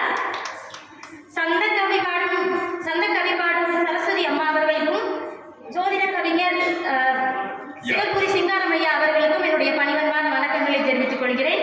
தமிழ் கூறும் நல்லுலகத்திற்கும் ஆன்றோருக்கும் சான்றோருக்கும் என்னை போன்றோருக்கும் இந்த அவையில் குழுமி இருக்கும் அனைவருக்கும் பணிவன்பான வணக்கங்களை தெரிவித்துக் கொள்வது கற்பகவள்ளி முருகன். இன்று நான் பேச எடுத்துக்கொண்ட தலைப்பு கவியரசர் கண்ணதாசன் ஐயா அவர்களோட பாடல்கள்ல விஞ்சி நிற்பது அனுபவம் அப்படிங்கிறத பத்தி தான் நான் பேச வந்திருக்கேன். மற்ற கவிஞர்கள்லாம் எழுதுற பாடலோட வரிகள் எப்படின்னா, அவங்க எழுதுற பாடலோட வரிகள் மக்கள் வாழ்வியலுக்கு அது அனுபவமாக அமையும். ஆனா கண்ணதாசன் ஐயா அவர்கள் எழுதுற பாடல் அவருக்கே அனுபவமாக அமைந்தது. அவர் வாழ்வில் அனுபவமாக சந்தித்ததை தான் அவர் கவி வரிகளாக உருவாக்கினார். அது நம்மை போன்ற மக்களின் வாழ்வுக்கு அது அனுபவமாக திகழ்ந்தது. இதனால் தான் கவியரசர் கண்ணதாசன் ஐயா இன்றும் இந்த உலகில் அசைக்க முடியாத ஒரு இடத்தை பிடித்திருக்கிறார். அனுபவம் புதுமை அவனிடம் கண்டே, அந்நாளில் இல்லாத பொல்லாத எண்ணங்களே, அவன் பொல்லாத கைப்பட்டு உண்ணாத கண்ணங்களே. அனுபவம் அப்படிங்கிற தலைப்பு பற்றி பேச வந்திருக்கோம். முதல்ல அவர் எழுதின அனுபவம் பாடல்களோட ஆரம்பிக்கலாங்கிறதுக்காக நான் இந்த பாட்டை எடுத்தேன். அதாவது இப்போ எம்.எஸ். விஸ்வநாதன் அவர்களும் கவி பேரரசர் கண்ணதாசன் ஐயா சேர்ந்தாலே அந்த திரைப்படம் வெற்றி படமாக தான் அமையும். அது ஒரு வெற்றி கூட்டணி. அப்படி இவங்க 2 பேருக்கும் நடுவில் பல அனுபவங்கள் நடந்திருக்கு. அதில் ஒரு சிலவற்றை நான் இங்கே எடுத்து காட்டணும்னு இருக்கிறேன். நெஞ்சில் ஒரு ஆலயம் அப்படிங்கிற ஒரு படத்துக்காக பாடல் எழுதுறதுக்காக பெங்களூரில் ஒரு நட்சத்திர விடுதியில் அந்த திரைப்படத்துக்கு தங்கியிருக்காங்க. அப்போ அவங்க எம்.எஸ். விஸ்வநாதன் அவர்கள், கண்ணதாசன் ஐயா, படக்குழுவினர் எல்லாருமே தங்கியிருக்காங்க.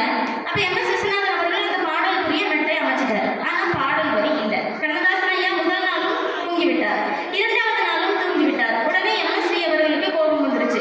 என்னடா இது, நான் மெட்டு போட்டுட்டேன், ஆனால் பாடல் வரிக்காக எத்தனை நாள் காத்திருக்கணும் அப்படின்னு கோபமா அவசர பேசுறாரு. இது கண்ணதாசன் ஐயாவுக்கு தெரிய வருது. உடனே கண்ணதாசன் ஐயா அங்க எழுதின பாட்டு தான் சொன்னது நீதானா சொல் சொல்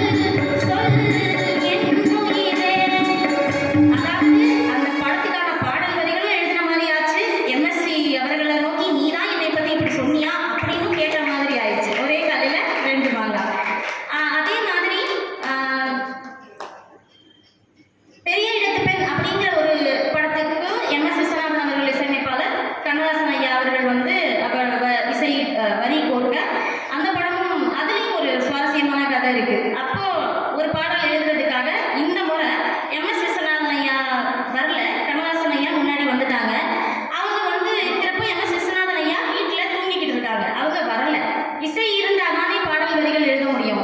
உடனே இயக்குனர் சொல்றாரு, இந்த மாதிரி வித்தியாசமா நீங்க வந்து பாடல் வரிகளை எழுதுங்க, அதுக்கப்புறமா இசை அவர் வந்து மெட்டு போடட்டும் அப்படின்னு. அந்த அனுபவத்துல அந்த இடத்துல கண்ணதாசன் ஐயா எழுதின பாட்டு தான் அவனுக்கென்ன தூங்கி விட்டான் அகப்பட்டவன் நானல்லவா. அழகா அந்த இடத்துல அவரோட அனுபவத்தையே பாடல் வரிகளா அவர் இயற்றி இருக்காரு. இந்த மாதிரி ஒரு கவிஞரை இந்த உலகத்தில் நம்ம பார்த்திருக்கோமா? அவரோட அனுபவத்தை பொதுவாக இப்போ ஒருத்தருக்கு அறிவுரை சொல்லணும்னா எனக்கு என்ன தகுதி இருக்கணும்? நான் அந்த அறிவுரையை முதல்ல கடைபிடிக்கணும். அப்பதான் என்னால் அந்த அறிவுரையை அடுத்தவனுக்கு சொல்ல தகுதி இருக்குன்னு அர்த்தம். அவர் வாழ்வில் நடந்த அனுபவத்தை அவர் பாடல் வரிகளா தந்து அது நம்மை போன்ற மனிதர்கள் வாழ்வில் அனுபவமா இருக்குது. கவியரசர் கண்ணதாசனை தவிர வேறு யாருக்கும் சாத்தியமில்லாத ஒன்று. அதுக்கப்புறம் தெய்வமகன் படத்துல ஒரு பாடல் எழுதுறாங்க. அதே மாதிரி படக்குழுவினர் எல்லாரும் பாடல் எழுதுறாங்க. வழக்கம் போல எம்.எஸ். விஸ்வநாதன் ஐயா தான் இசையமைப்பாளர்.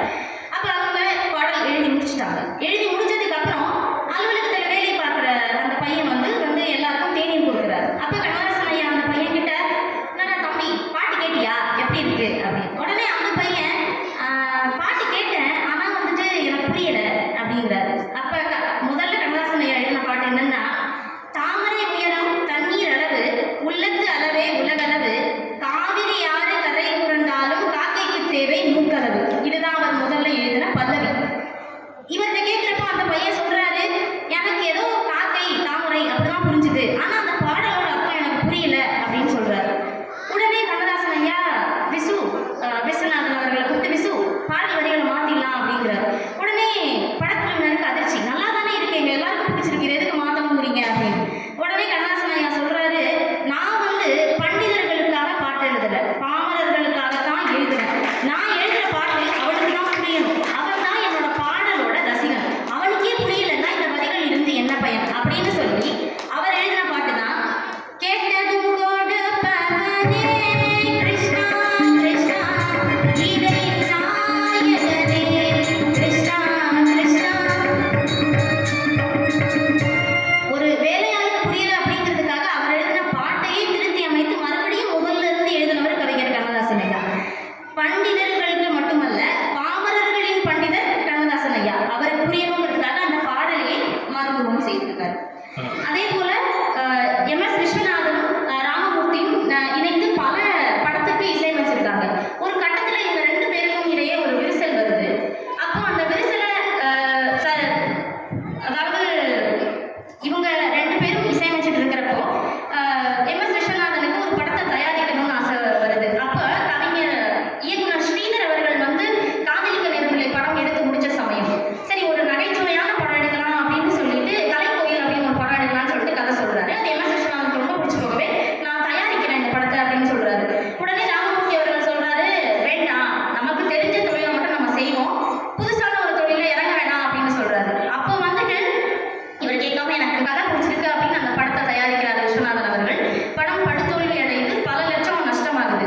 அப்போ உடனே வந்துட்டு இவர் வாங்கின கடனுக்கு, எம்.எஸ். விஸ்வநாதன் ஐயா வாங்கின கடனுக்கு ராமமூர்த்தி அவர்களும் அந்த பத்திரத்துல கையெழுத்து போடுற சூழ்நிலை வருது.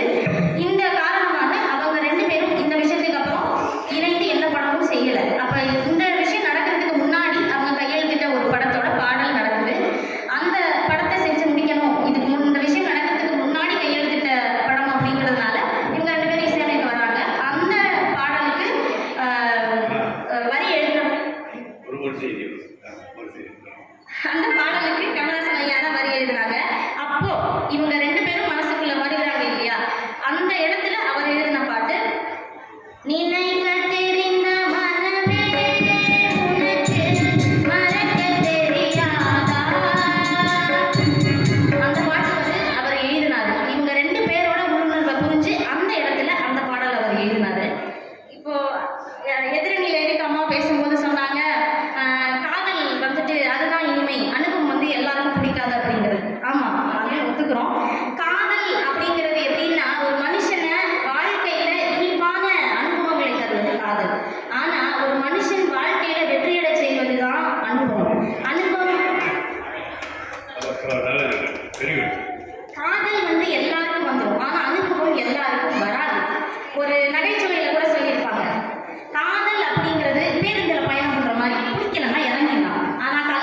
அப்படிங்கிறது விமானத்தில் பயன்படுத்துகிற மாதிரி, பிடிக்கலன்னா இறக்க முடியாது, தங்கு வராமல் அப்படின்னு சொல்லியிருப்பாங்க.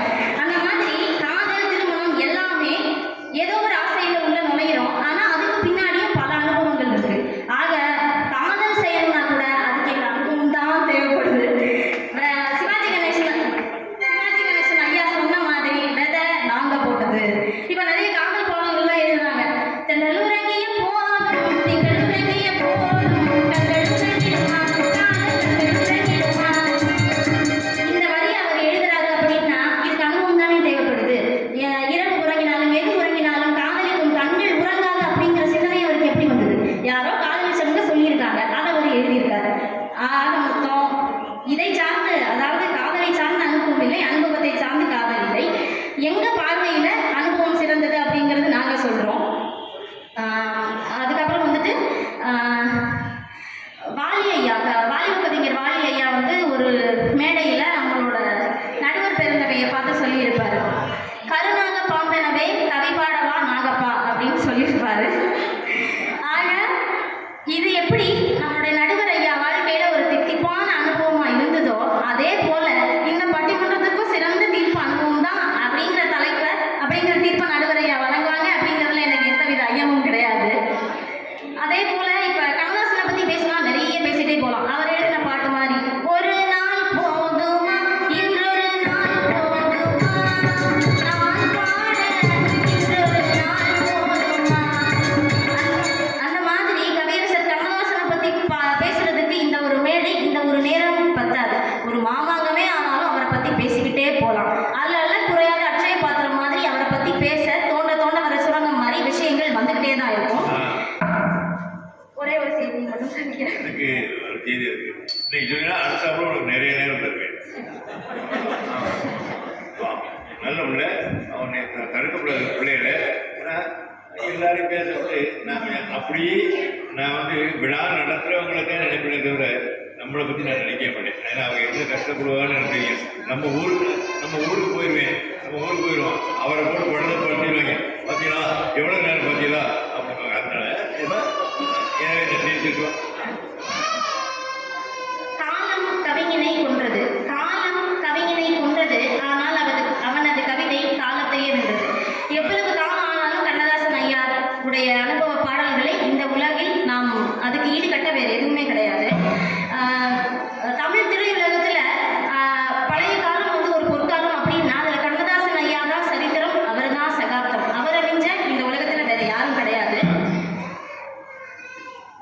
ஆக இந்த முத்தப்பர் கூட்டத்தில் இந்த தமிழ் மன்ற விழாவில் எனக்கு பேச வாய்ப்பளித்த விழா குழுவினர் அவர்களுக்கும், நடுவர் பெருந்தகை அவர்களுக்கும், சிவல்புரி சிங்காரமையா அவர்களுக்கும், சரஸ்வதி நாகப்பன் அவர்களுக்கும் என்னுடைய பண்பான வணக்கங்களை தெரிவித்துக் கொள்கிறேன். இவ்வளவு நேரம் என்னுடைய உரையை பொறுமையாக அமர்ந்து கேட்ட உங்களுக்கும் என்னுடைய நன்றி. என்னை பெற்று வளர்த்து இந்த நிலைக்கு உயர்த்திய என்னுடைய தாய்க்கும் தந்தைக்கும் என்னுடைய சிரம் தாழ்ந்த வணக்கங்களை தெரிவித்துக் கொள்கிறேன். வாழும் வரை போராடு, வாழும் வரை போராடு, இடையில் தோல்விகள் கைகூடு, வெற்றி கிட்டும் வரை நீ ஓடு, முட்குவியலும் உனக்கு பூமேடு. தமிழன் பெருமையை போதிப்போம், தடம் புரளாமல் சாதிப்போம். வாய்ப்புக்கு நன்றி, வணக்கம். பாராட்டு நிறைய சொல்லணும்னு நினைக்கிறேன். அதுவே நல்ல பழக்கம். நீங்கள் உன்னைய மாதிரி நான் பேச வந்த காலத்தில் பேர் ஏன் நிற்கிறேன், நான் ஸ்கூல்லேயே போய் நிற்க மாட்டேங்க, நானே நிற்பேன், அவங்க உட்காந்துருப்பாங்க. இது சாதாரண பாப்பையா பேசும்போது ஒரு செய்தியை நீங்கள் தெரிஞ்சுக்கணும். நான் பிள்ளைகளுக்கு நெருக்கடி பண்ணி நீங்கள் நினைக்கக்கூடாது. 4 நிமிஷத்தில் மணி அடிப்பார். சரி தம்பி 4 நிமிஷத்தில் பேசி நல்ல பேர் எடுத்தவர்கள் நாங்கள் எல்லாம் 4 நிமிஷம் தான் பேசுவோம். அதுக்கு ரெட்டரை இருக்காரு. இந்த புத்தகத்தில் வந்திருக்கு, நேற்று சோர்விலும் ஜொலித்து விட்டாயிரு. நான் கொஞ்சம் காய்ச்சலோட போயிருந்தேன், அதை ஜொலிச்சிட்டேன், 4 நிமிஷத்துக்குள்ள ஜொலிச்சிட்டேன்னு எனக்கு எழுதினாரு சாரபாபு. ஏன் தெரியுமா, ஆரம்பத்தில் நீ குறைச்சி பேசினா ஆனால் இன்னும் கொஞ்சம் இந்த பிள்ளை பேசாதா அப்படிம்பாங்க. இன்னைக்கு நீ நல்ல அருமையாக பேசிட்டா, நல்ல செய்தி ஒன்றை நான் பாராட்ட கடமைப்பட்டுக்கிறேன். தொடர்ந்து என் அமைப்பில் நீ வரல, என்னப்பா தொடர்ந்து நல்ல உங்கள் அப்பா ரொம்ப நல்ல பிள்ளை, அம்மாவோட நல்லவங்க, நீரும் நல்ல பிள்ளை, நீ ஆர்வமாக இருக்க, இவ்வளோ தயார் பண்ணியிருக்க, அதுவே எனக்கு சந்தோஷமாக இருக்குது. இல்லாட்டி நான்லாம் ஆரம்பத்தில் பேசும்போது, அதாவது நான் எடுத்துக்கொண்ட பொருளாவது கீழே சொல்ற நீ எடுத்துக்கிட்ட பொருள் கெடியாரோட வெயிட் அப்படிங்கிறேன். நான் எடுத்துக்கிட்ட பொருளாவது தடுமாறி இருக்கிறாங்க. அதனால நீ நல்லா பேசிட்டா உனக்கு என்னுடைய பாராட்டுக்கள், வாழ்த்துக்கள். நீங்க எல்லாம் வாழ்த்துக்கள், பாராட்டுகள். அடுத்து நம்முடைய நிகழ்ச்சியிலே நீங்க எல்லாம் இந்த ஃபோன் வச்சிருக்கீங்க, யாருமே யூடியூப் பார்க்காம இருக்க மாட்டீங்க. யாருமே எல்லா இதையும் பார்ப்பீங்க, யூடியூப், ஃபேஸ்புக் எல்லாத்தையும். தொடர்ந்து எல்லா நடுவர்களோட தமிழ்நாட்டில் யாரெல்லாம் நடுவராக இருக்காங்களோ அவங்களோட தொடர்ந்து பேசிக் கொண்டிருக்கிற நல்ல சிந்தனையாளர் தேவகோட்டையை சார்ந்த தம்பி லட்சுமி நாராயணன் அவர்கள் வருகிறார்கள். அவருடைய அன்போடு பாராட்டி அழைக்கிறேன். இவள் என்று பிறந்தவள் என்று அறியாத இயல்பினலாம் எங்கள் தாய். பொதிகை தமிழே, பூந்தமிழே, பொழிகின்ற சென்னை தமிழே, பதிகமாய் காப்பியமாய் வலம் வந்த பைந்தமிழே, சங்கம் வளர்த்த மதுரையின் சங்க தமிழே, எங்கும் நிறைந்திருக்கும் ஏற்றமிகு நற்றமிழே, உனக்கு இந்த முதல் வணக்கத்தை சொல்லி, நடுவர்களே, இந்த பட்டிமன்ற மேடை சாதாரண மேடை இல்லை. 3 சூப்பர் ஸ்டார்களை உள்ளடக்கிய மேடை இந்த மேடை. எப்படி தெரியுமா? நடுவராக வீற்றிருக்கிற ஐயா அவர்கள் நடுவர்களுக்கெல்லாம் சூப்பர் ஸ்டார். 1. நம்முடைய சிவபுரி சிங்காரம் ஐயா அவர்கள் ஜோதிடர்களுக்கெல்லாம் சூப்பர் ஸ்டார். இவர்கள் எல்லோரும் இருக்கிற இந்த மேடையில் யாரை பற்றி நாம் பேசுகிறோம்? கண்ணதாசனை பற்றி. அவர் கவிஞர்களுக்கெல்லாம் சூப்பர் ஸ்டார். அப்படிப்பட்ட இந்த அற்புதமான மேடையில் அவங்க சொல்றாங்க தத்துவம் தத்துவம்னு. அது சொல்லும் போதே உங்களுக்கு எப்படி கேட்குதுன்னா கத்துவோம் கத்துவோம் கேட்குது. தத்துவம்னா சாப்பிட்டா கத்துவோம் அவ்வளவுதான். ஆனா நாங்க கத்த மாட்டோம் சார், கத்த மாட்டோம். ஆனா கத்துனாக்கு காதல் போய் இவனா கத்துனான்னு ஜெயிலுக்கு போட்டிடுறேன். அது சத்தம் போடாம பண்ணிட்டு. ஆகவே இந்த காதல்ல இருக்கக்கூடிய சுவையும் மனமும் இருக்கு பாருங்க. கவியரசருடைய பாடல்கள்ல அவருக்கு கம்பன் மேல எப்படிப்பட்ட காதல்ங்கிறது நம்ம எல்லாருக்குமே தெரியும். கவி சக்கரவர்த்தி கம்பன் மேல. இப்போ நீங்க கம்பராமாயணத்தை பார்த்துருப்பீங்க. சீதையை கம்பர் எப்படி சொல்லியிருப்பாருன்னா, பொய்யோம் எனும் இடையாள் அப்படின்னு இருப்பாரு. பொய்யோம் எனும் இடையாள், அவ்வளவு மெல்லிய இடையான். அதை படிச்சாரு கவியரசர். இதை எப்படியாவது ஒரு திரைப்பட பாட்டில் வைக்கணும்னு சொல்லி வச்சாரு பாருங்க. கன்னி தமிழ் தந்ததொரு திருவாசகம், கல்லை கண்ணி ஆகுந்தன் ஒரு வாசகம், முன்னென்று சொல்வதும் கண்ணல்லவா வண்ண கண்ணல்லவா, முன்னென்று சொல்வதும் கண்ணல்லவா வண்ண கண்ணல்லவா, இல்லை என்று சொல்வதும் இடையல்லவா மின்னல் இடையல்லவா.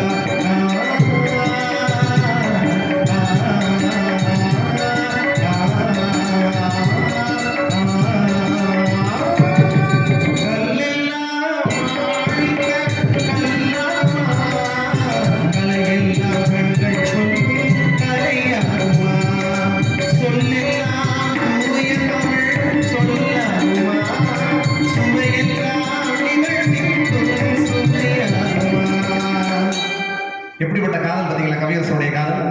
இந்த பாட்டை அரை மணி நேரம் விளக்கி சொல்றோம். அவ்வளவு ஓமைகள், அவ்வளவு உருவகங்கள் கொட்டியிருக்கேன். என்னென்ன அந்த ஆளுக்கு வந்துச்சோ தெரியுற வார்த்தைகள்.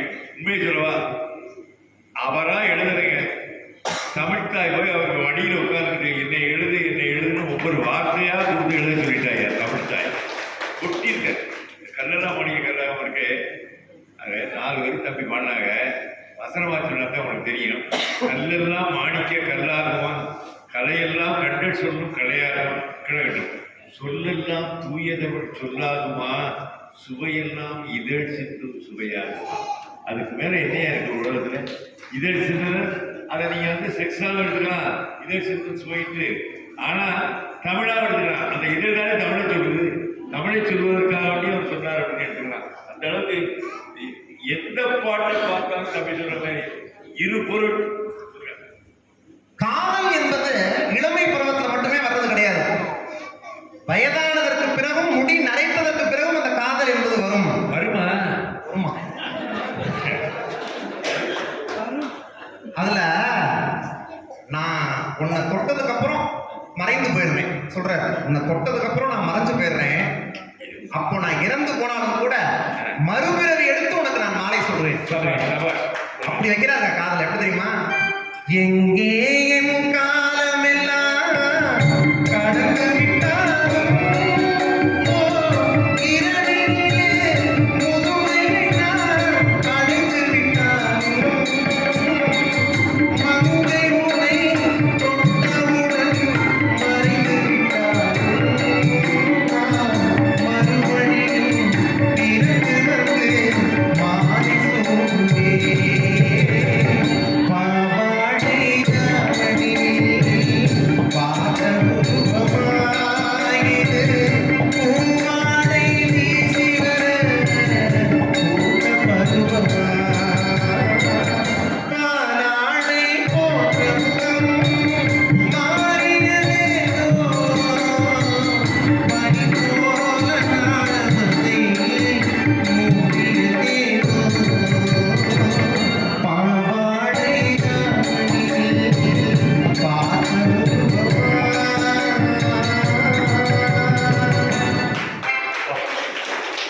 இந்த பாட்டை கேட்கும்போது நாங்கள்லாம் புண்ணியம் செஞ்சவங்க. இப்படிப்பட்ட பாட்டை எழுதினாரே கண்ணதாசன், அவரோட 15 வருஷம் தெரிஞ்சிருக்கோமே. இதை விட என்னையா புண்ணியம் வேணும் வாழ்க்கையில்? இனிமே எதுவும் தேவையில்லை. ஆண்டவனே எதுவும் தேவையில்லை, எல்லாத்தையும் கொடுக்கவா போறாரு. அதனால நம்ம சொல்லிட்டு போயிடும், எதுவும் தேவையில்லை. கண்ணதாசனோட இருந்தவன். இந்த உங்க ஊர்ல வந்து 3 நாள் அவரோட தெரிஞ்சிருக்கேன். இந்த கிழச்சி விட்டு 3 நாள் கருப்பு பேனை இருக்காரு. வாழ்க்கையில் மறக்க முடியாத ஒருத்தர் கருப்பு பேனை. அவர் வீட்டில் இருந்து அத்தனை விருந்து சாப்பிட்டு சந்தோஷமா அனுப்பி வச்சோம். வாலி அது மாதிரி சொல்லுங்க. அதே போல கம்பராமாயணத்துல இன்னொரு பாட்டு. பொதுவா அவர் எந்த இலக்கிய பாடலை படிச்சாலும் அதுல இருக்கிற சாரத்தை எடுத்து திரைப்பட பாடல வைப்பார். அதனாலதான் சொல்லுவாங்க, திரையரங்கங்கள் எல்லாவற்றையும் இலக்கிய அரங்கங்களாக மாற்றிய ஒரே கவிஞர் கவியரசர் கண்ணதாசன். அந்த வகையில் பார்த்த கம்பராமாயணத்தை ஒரு பாட்டு படிக்கிறாரு. பாடல் முழுக்க தேன் தேன்னு வருதுங்க. கம்பர் எழுதின பாட்டு.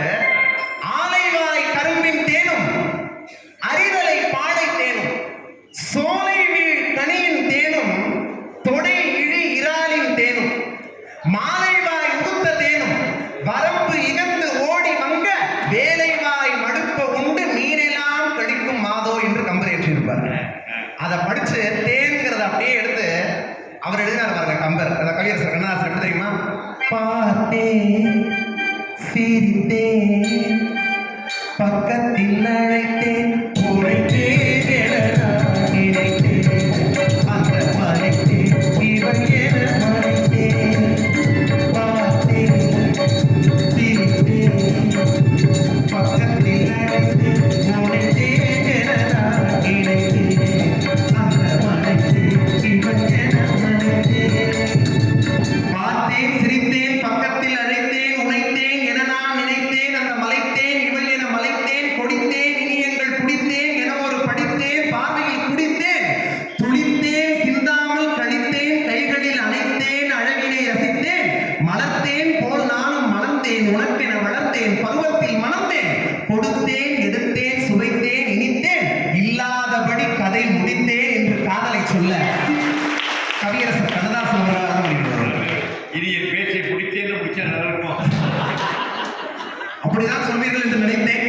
அதுபடியே சொல்லிவிட்டார்கள். ஆகிய காரணத்தினால் இவ்வளவு அற்புதமான வாய்ப்பினை கொடுத்த நடுவர்கள் உள்ளிட்ட அனைவருக்கும் நன்றிகளை சொல்லி, மிக அற்புதமாக கேட்டு ரசித்த சுவிஞர்களுக்கும் நன்றிகளை சொல்லி, கவியரசர் கண்ணதாசனுடைய பாடல்களில் மேலோங்கி நிற்பது காதல் மனம்தான் என்று கூறி நல்ல வாய்ப்பு நன்றி வெளிப்படுகிறேன். நன்றி.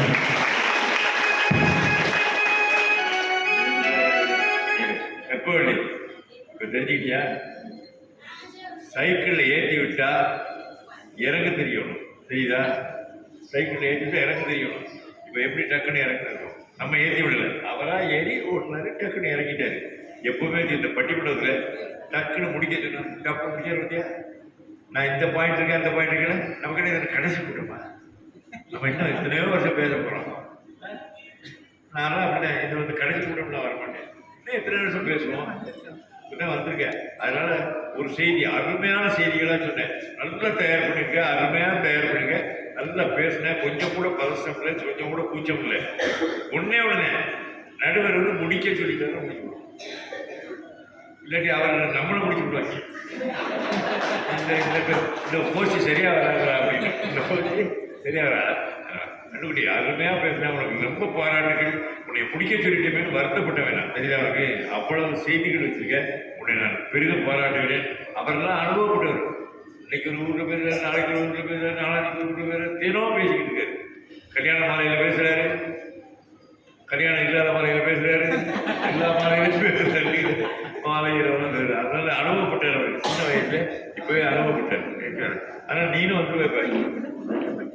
என்ன வேடிக்கை தெரியுமா, இந்த பொண்ணை பொறுத்தவரை நீ சொல்லவா, இந்த கிழக்கு ராசி சொல்லவா, முதலில் இப்பொழுதுதான் பட்டிமன்றமே பேசுகிறார் இந்த பெண் என்பதை கொடுக்கிறாங்க.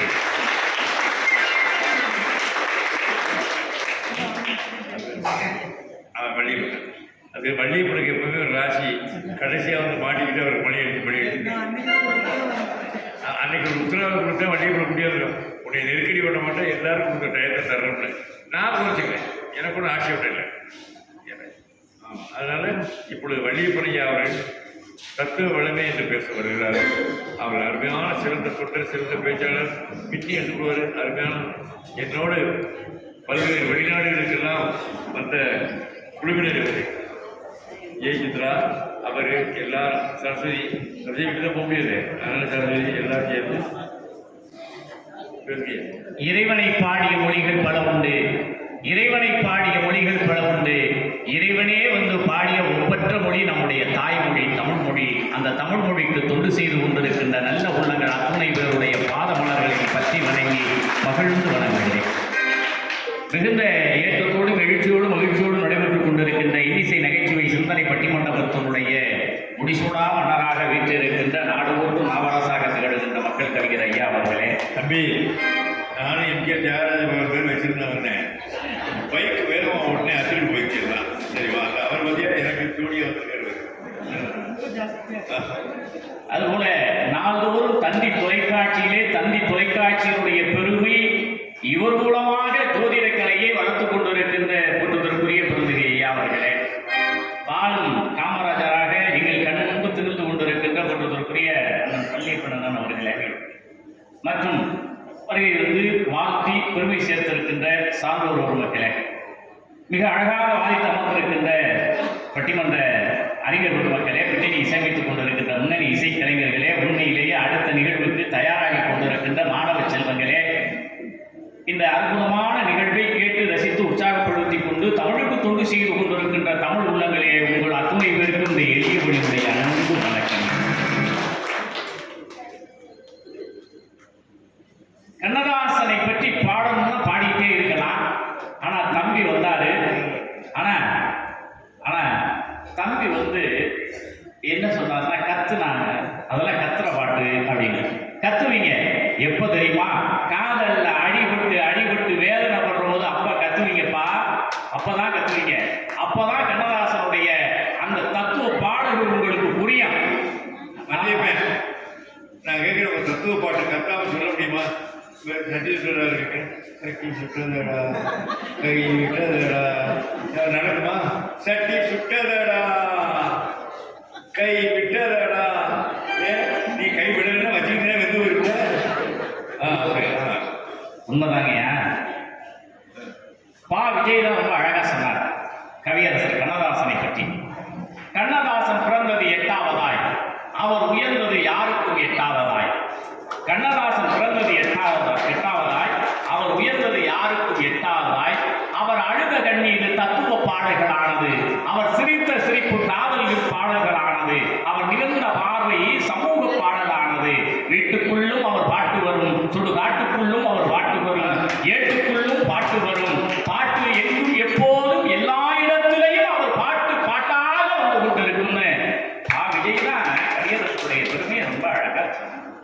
நீங்க நாம இத்தனை பேர் இங்கே அமர்ந்து இருப்பதற்கு யார் காரணமாக இருக்கிறது? நம்முடைய தாய் தந்தை.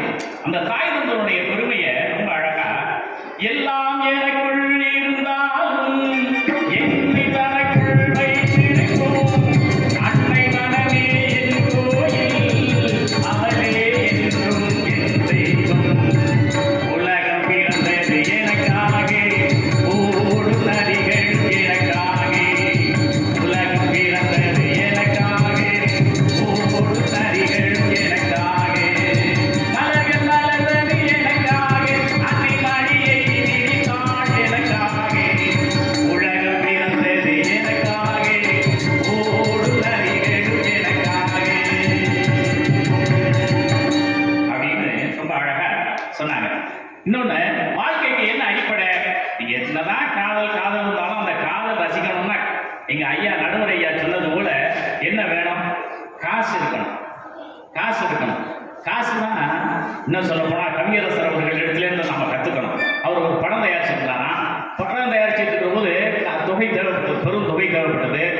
அவருடைய உதவியாளராக இருக்கிற பஞ்சு அருணாச்சல ஐயா இடத்துல போய் ஃபைனான்சியர்கிட்ட 40,000 காசு வாங்கி பார்ப்பான்னு சொல்லி அனுப்பியிருக்கிறாரு.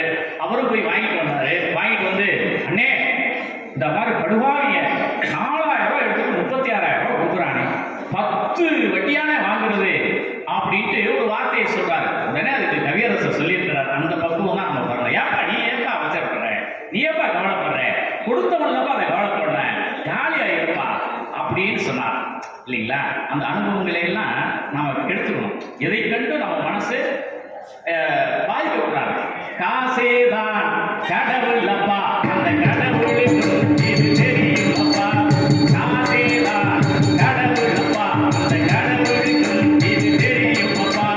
கைக்கு கை மாறும் மனமே, உன்னை கைப்பற்ற நினைக்கிற மனமே, நீ கேட்டு போது வருவதோ, விட்டு போது போது சொல்வதோ, நீ கேட்டு போது வருவதோ, விட்டு போது போது சொல்வதோ. காசேதான் கடவுள் அப்பா, அந்த கடவுளுக்கும் இது தெரியும் அப்பா. இதை விட என்னங்க இன்னும் சொல்ல போனா நாம பெருமைப்படலாம். நிறைவா இப்படி சொல்லி நிறைவு செய்யலாம். நேரக்கால சூழ்நிலை கருதி, ஏன்னா எங்க ஐயாவுக்கு எப்போதுமே நான் அந்த சங்கடத்தை கொடுத்துட மாட்டேன். அவர் கண் அசைவிலே நான் இருப்பேன். தம்பி அப்படின்னா நான் முடிச்சிருவேன். ஏன்னா கவியரசர் கண்ணதாசனுடைய அந்த உயர்வை இந்த இடத்துல சொல்லணுங்க. இந்த இடத்துல சொல்லாம நம்ம வேற எந்த இடத்துல நம்ம சொல்ல முடியும்? வெளிநாட்டு பிளேட்ல வரும்போது எனக்கு தொந்தரவு இல்லையப்பா.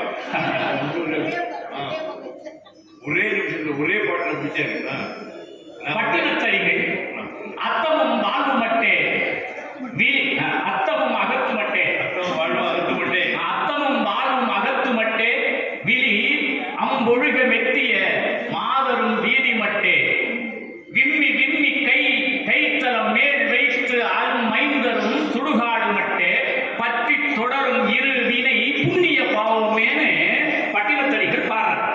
பட்டினத்தடிகள் என்ன பாடுறாரு அப்படின்னா, எல்லாமே தெரியும். ஆனா நிறைவா வர்றது எது அப்படின்னா, நீ செய்யற பாவ புண்ணியம் தான் அப்படின்னு சொல்றாரு பட்டினத்தடிகள். ஆனா சங்க இலக்கியத்துல ஒரு பாட்டு உண்டு. நடிகூர் தலையார் ஒரு நல்ல அற்புதமான பாட்டு பாடுறாரு. என்ன அப்படின்னா, அவர் நிறைவா சொல்றாரு பாருங்க. சங்க இலக்கியத்துல பல்சாண்டீரே கையல் முள்ள நரைமுதி திரைக்கவள் பயனின் மூப்பில் பல்சாண்டீரே கணிச்சு கூர்மடை கடுத்திரல் ஒருவன் பிணிக்கும் காலை இறங்குவிர் மாதோ, நல்லது செய்தல் ஆற்றில் ஆயினும் அல்லது செய்தல் ஓங்குமின் அதுதான் எல்லாற்றுப்படுவும் நெறியுமாறது, நல்லாற்றுப்படுவும் நெறியுமாறதுன்னு அந்த பாட்டு பாடுறாரு.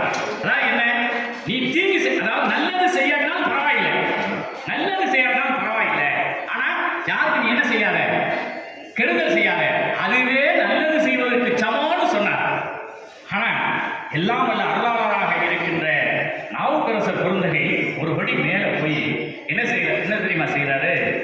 நம்முடைய தில்லையில அன்னம் பாலிக்கும் தில்லை சிற்றம்பலம் பொன்னம் பாலிக்கும் மேலும் இப்பூமிசை இன்னும் எண்ணம் தாலிக்கும் ஆறுகண்டு இன்புற இன்னும் பாலிக்குமோ இப்பிறவியே.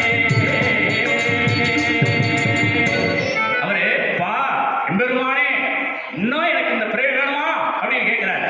இங்க பட்டினத்தடிகள் 2 தீயும், அதாவது நல்லதும் தீயதும் உங்களோட சார்ந்தது.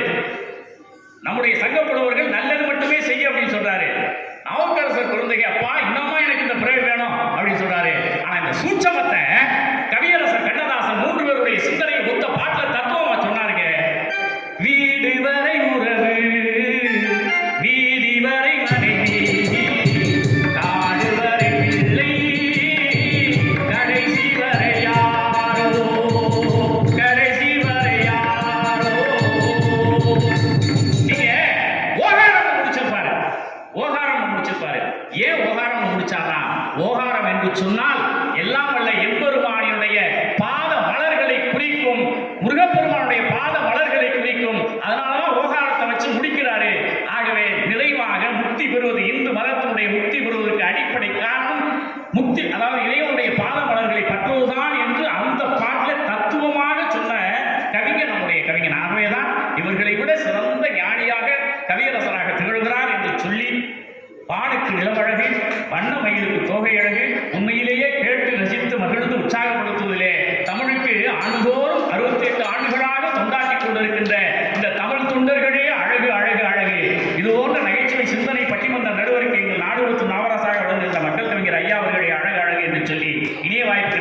விடைபெறுகிறேன். நன்றி, வணக்கம். இதோட பட்டிமன்ற மக்களுக்கு அருணாமலையா அளவில்லை. உலகத்திலே பிச்சைக்காரனை விட கேவலமாக நான் தான் கெஞ்சி பண்ணி கிடக்கேன்.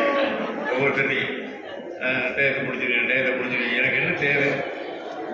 எனக்கு என்ன தேவை? அப்படி கெஞ்ச வேண்டியிருக்கு. அப்படி கெஞ்சியெல்லாம் ஒரு நிகழ்ச்சிக்கு வரணும் ஒரு அவசியம் இல்லைங்கிற அளவுக்கு நான் வந்துட்டேன். தெரியுமா உனக்கு?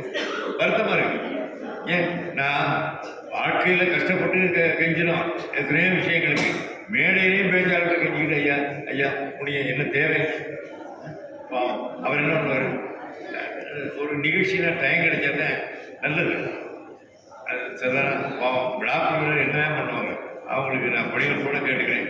நல்ல டைம் கொடுக்க பேச்சாளர் இருக்கலாம். என்னை தான் கூப்பிடணும் இல்லை, யாரை கூப்பிட்டாலும் டைம் கொடுக்க நல்லா கொடுக்குறேன் என்பதை சொல்லி இப்பொழுது தீர்ப்பு 2 நிமிஷத்தில் சொல்ல பாருங்க. இதை விட சொல்லுறேன். காதலா தத்துவமாக கேட்டு, காதல் என்பது ஒரு வாழ்க்கையிலே அனுபவப்பட்டவர். 13 வயசுல அவர் காதலிச்சாரு. இதான் செய்தி. இங்கே சொல்ல வேண்டிய செய்தி இது. 14 வயசு பொண்ணை காதலிச்சாரு. அந்த பொண்ணு பேர் காவேரி. அந்த பொண்ணை மனசில் வச்சுக்கிட்டே ஒரு பாட்டு எழுதுறாரு. காவேரி கரை இருக்கு, கரை மேலே பூ இருக்கு, பூ போற பெண் இருக்கு, புரிந்து கொண்டால் உறவு இருக்குன்னு காவேரிக்காக பாட்டு எழுதுறாரு.